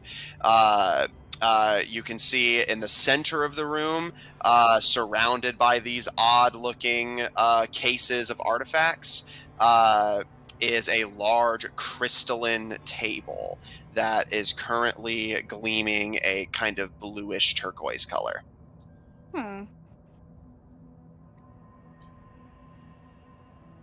It's interesting. I guess all in. Does he see it or just me? No, obviously, like I said, I just pick people to encourage, hey, pay attention. But unless I like a passive perception thing, yeah, you both see it. Okay. Do you want to investigate that? I mean, do we have time for that? Guess so. We have time, but as long as you think it's be a way out. I mean, any of these ways can be a way out.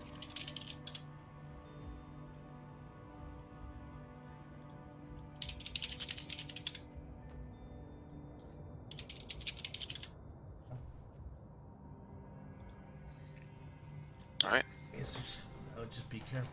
I don't think Just in case there's still some of these guys, and also the place is still infested, so just have to be careful. All right.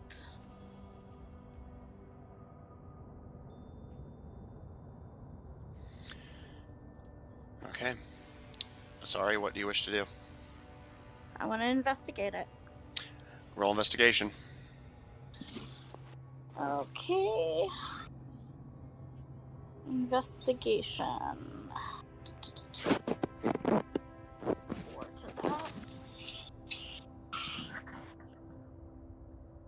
that. 18. Okay. Sorry, as you approach the crystalline table curiously, you kind of run a hand across it and are startled slightly as the table glows a brilliant pale green. And you can see a image begin to come into view, almost as if it was an illusion. Shimmering, you see a holographic map of the planet. Oh. But not just that. You notice as you look down at it, it's subtle and it takes you a moment of looking to see it, but you notice what, obviously because of the size, they're like imperceptible, but you can notice little flicks of movement. Very slight changes in the terrain. The map is real time. I'm gonna point it out to sorry, Alfred. what's your name again? Alfred. I keep calling him Paul. Yeah, who's Paul? Who's Gil? Yeah. I'll point it out to Alfred. Hey, look. A lot of this just looks like a lot of lights. I mean, this should mean that the lights are moving, all right? Yeah, as mentioned, you can, sorry, you're able to discern that the map appears to be real time. I think it's real time. I think those might be the enemies. Those little blips right there, you see them?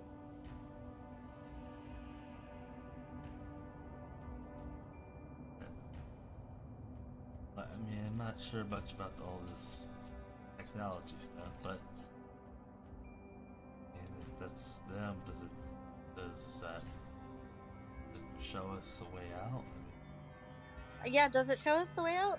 No, it's a map of Terra. The moon is not illustrated. Oh. To show Well, that's or Terra. Our world. Oh, yeah, sorry. I thought when I said the planet, that might have been clear. Sorry. No, when you said the planet, I thought you meant the moon. yeah, my favorite planet, the moon. I mean, technically. Don't technically me. Pluto's not a planet. The moon absolutely isn't. Well, the moon is bigger than Pluto, so. What's that Lucian likes to say? That is so not the point. I mean, I don't think this helps us out at all. I mean, it'd be something cool to look into, but right now we gotta go. Alright, is there another door we can go to? Yep, door directly ahead of you across the room, door to your right. Alright, let's go directly ahead. See what's in there. Okay.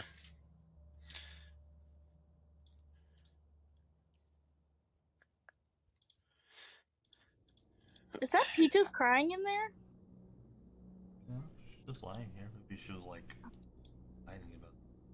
I thought I heard her cry. The door opens, and you see ahead of you that same room full of abandoned trash that you had seen to the left in the previous hall. However, from here, you are able to see, now that you're actually like facing out into it proper, that further to the right, which would be like further into trash room, is a set of double doors leading leading further ahead, like that way, and the hall curves to the right. I mean, they could have made this room trash just to throw us off. I mean, that's totally something they would do, right? I thought I heard her cry. I touched it. I didn't hear this. Either way. I mean, I don't. All this technology stuff just honestly goes over my head. I don't really understand most of it either, but we've got to figure a way out of here, right? Yeah.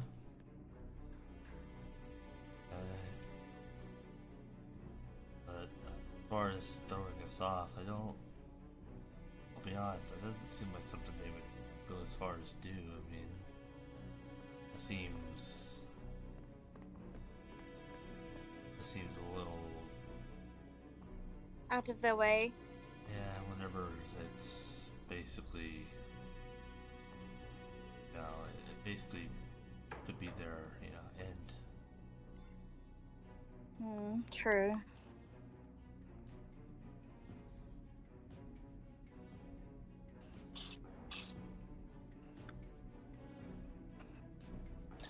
I'm just completely at a loss. I mean, I'd hate to ask Amos, but we're lost.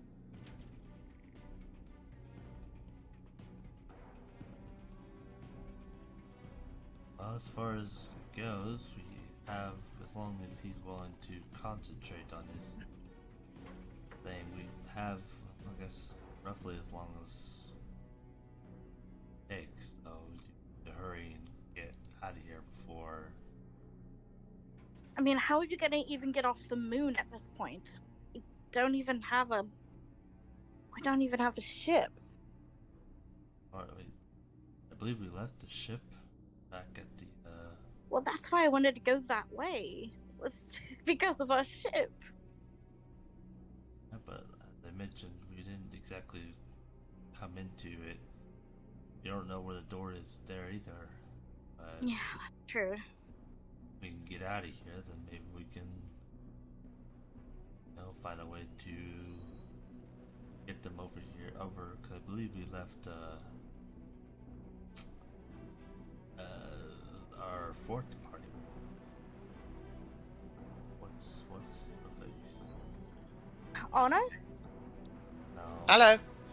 So what's Oh, this? hi. I'm trying to. You mean a Vaben? Yes. Yeah, he said Yes, he that said what he'd he guard the said. ship while we were gone, right? I believe the ship still has power, so we can still fly, I believe. Good, because I've got no spells left for it, so. I have a little bit of magic, but I don't think I can provide much for it. I've got a little bit too, but not much. Alright. Let's go to the other door. The one that we haven't gone through yet. All right, so there's you can the double door in the trash room, or the door to the right from the room with the map. The one in the room with the map. All right, Alfred, you want to head that way as well? Okay.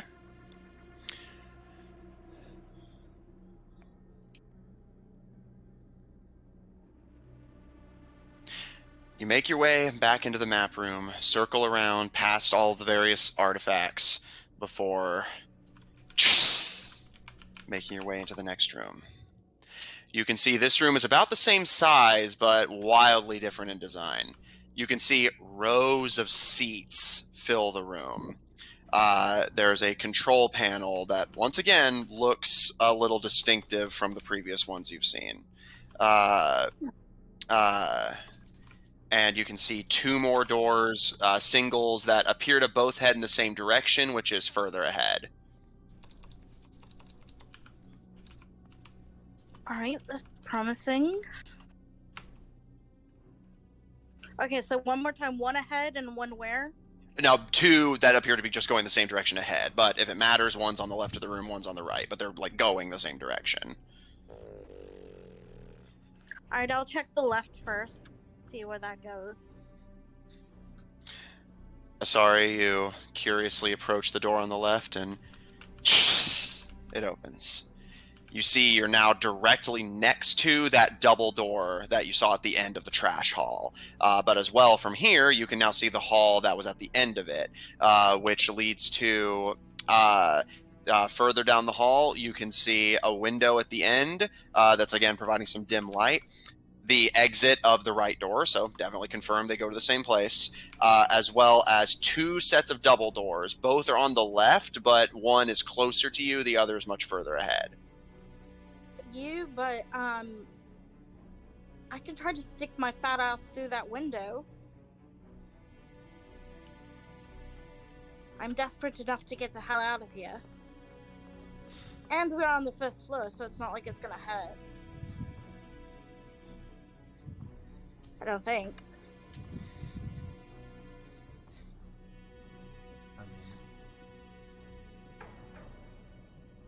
I will trust your judgment.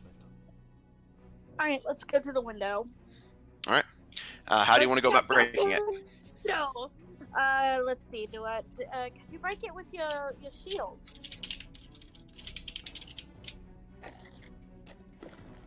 Certainly try, but... Wait. I mean, it will hurt like hell, but I can always punch it. Shield probably wouldn't be pleasant, but... like I said, I'll try. What is the outside all jungly, right? Well, yes, but remember, this is a smaller dome that's inside of the larger dome. So, like, even if you were to break this window, you wouldn't be, like, exposed to the vacuum. Now, granted, if the outer dome is damaged, which you wouldn't be able to tell from here, then you might have some trouble, but...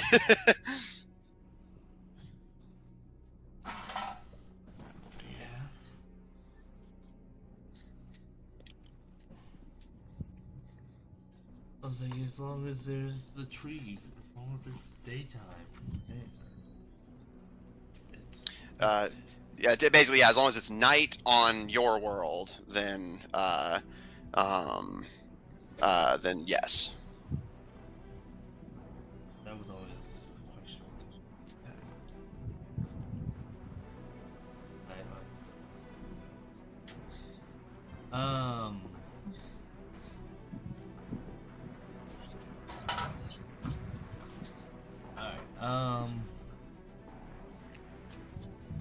Guess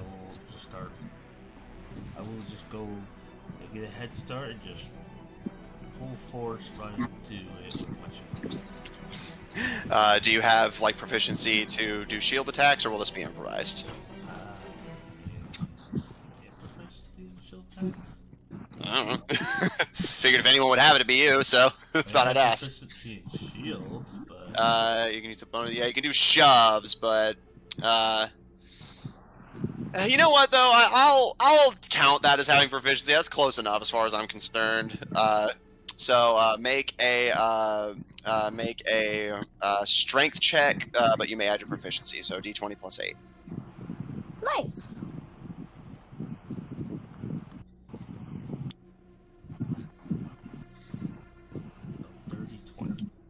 Okay. Alfred, you get some solid footing and charge at the window. But as you reach the end of the hall, with your running start, whirl your white feather shield back and take just a cracking swing at the glossy window of the base.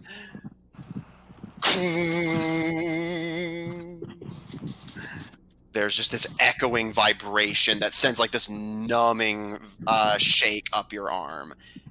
And the window does not so much as crack. Oh, that sucks.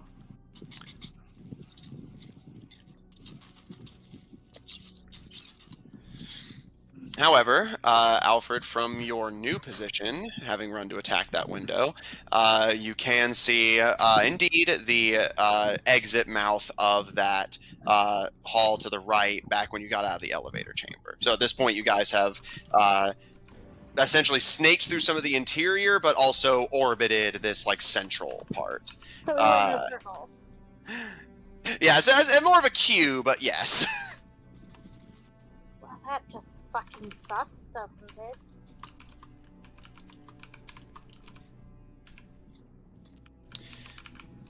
You can see 3 double doors heading further out, as well as the remaining. You do not see any new doors from what Alfred has observed. So at this point, you can head back into that central column, or check out some of the previous areas, or try one of the 3 doors heading what is just from you further ahead. All right, I've been picking. It's your time to pick. Apparently, I can only go in circles. You know what? Paul's gonna look at these doors, and you can see him kind of like almost point at one. Like, yeah, you see him almost point at each of them as he says. Oh my god! And he'll just go to he's gonna just pick a random door. Alright. Roll a d4. Already did. Roll the 1. Okay. You pick the door furthest on the left, which would be just at the mouth of the trash room. Are you kidding me? Are you actually kidding me right now? You told him, Vic.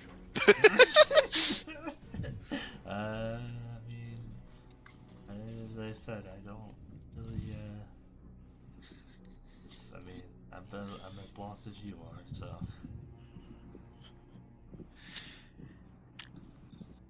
However, Alfred, is that your final pick? Yeah. Well, let's see what's behind door number 1. Alfred, as Asari berates you, you approach the leftmost door, and after your confident declaration that you're lost and have no idea where you're going, the door opens. However, you notice this one is slow and kind of messy. You see a few sparks fly off as if it's damaged. But you see ahead of you that exterior lake you had seen from that front garden area. You are now essentially at that side door that a few of those guards were, guarding whenever you guys attacked them. You have indeed, albeit through a side exit, found the way out.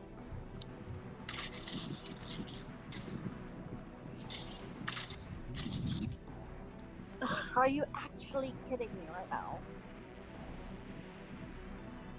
You can see the sky and surrounding area are filled with smoke, and everything has this like definitive red haze to it. You can see the grass is all burned and deadened. The lake appears to be rapidly flooding the garden, and you can see the dead bodies of the boomergangers you took out on the way in. If they weren't dead before, there certainly are now, as a combination of fire and flooding has doomed them. Poor blokes.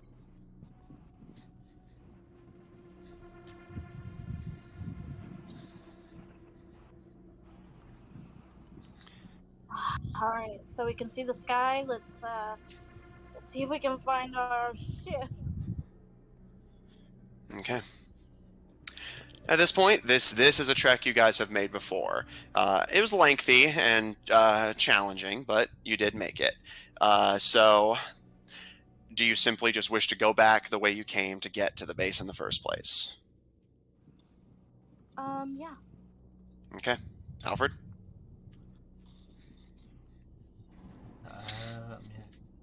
Yes. Hopefully we can find our way out. Okay. And just for my reference, so I know how long this is going to take, A, are you willing to rest on the way there, or are you not going to rest until you just get completely clear of this place? And B, are you going to stealth on account of the zombies or just sprint for it? I don't know about you, but I'm gonna sprint for it. Alfred? If he's going to sprint for it, I will follow and follow along. I've got no time for zombies. Okay. I believe at your current speed, you should be able to just outrun them even if you do agitate them. Let me check here. Ooh. Yeah, easily. Even if they were dashing, you could just dash yourselves, so.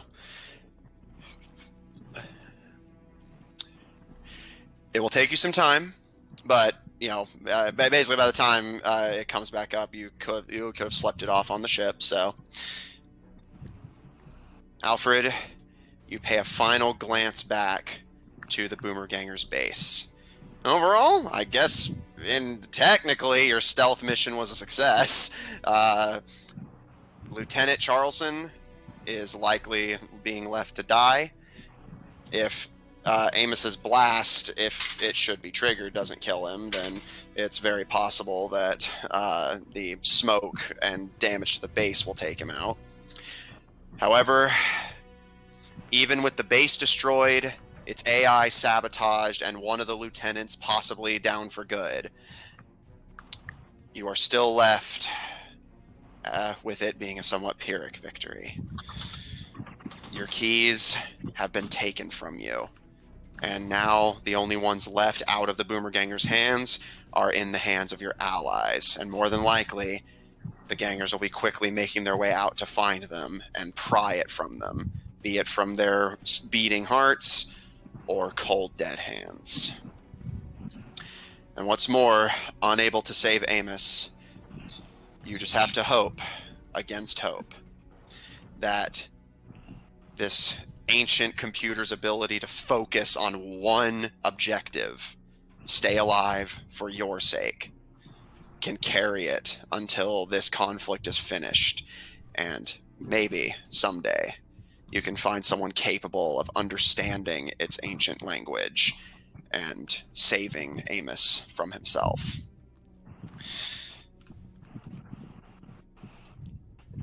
The final stages of this conflict lie ahead of you. With the Boomergangers now in possession of the majority of the keys and willing to level Tortage to take the rest from you, all that remains for you now is where your final stand against the Boomergangers will be made. And that is where we're going to end tonight's session and Chapter 7. The final chapter of this campaign will soon begin. You all level up, which means you are all now level 20. Woo-hoo! And we will be taking a break next week so that the final plans can be made. Any plans you need to make for your character, please inform me of them. And next week, we will be beginning the final chapter, Chapter 8, Under Locks and Keys.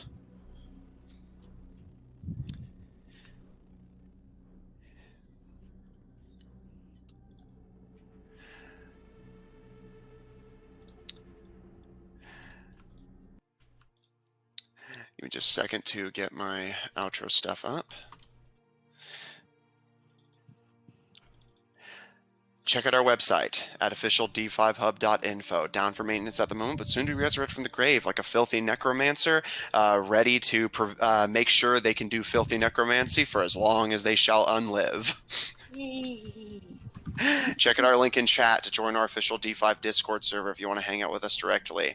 Support our episodes posted on Apple Podcasts, Pandora, Google Podcasts, the iHeart Podcast Network, wherever you have to get your podcast from. You can probably find it there.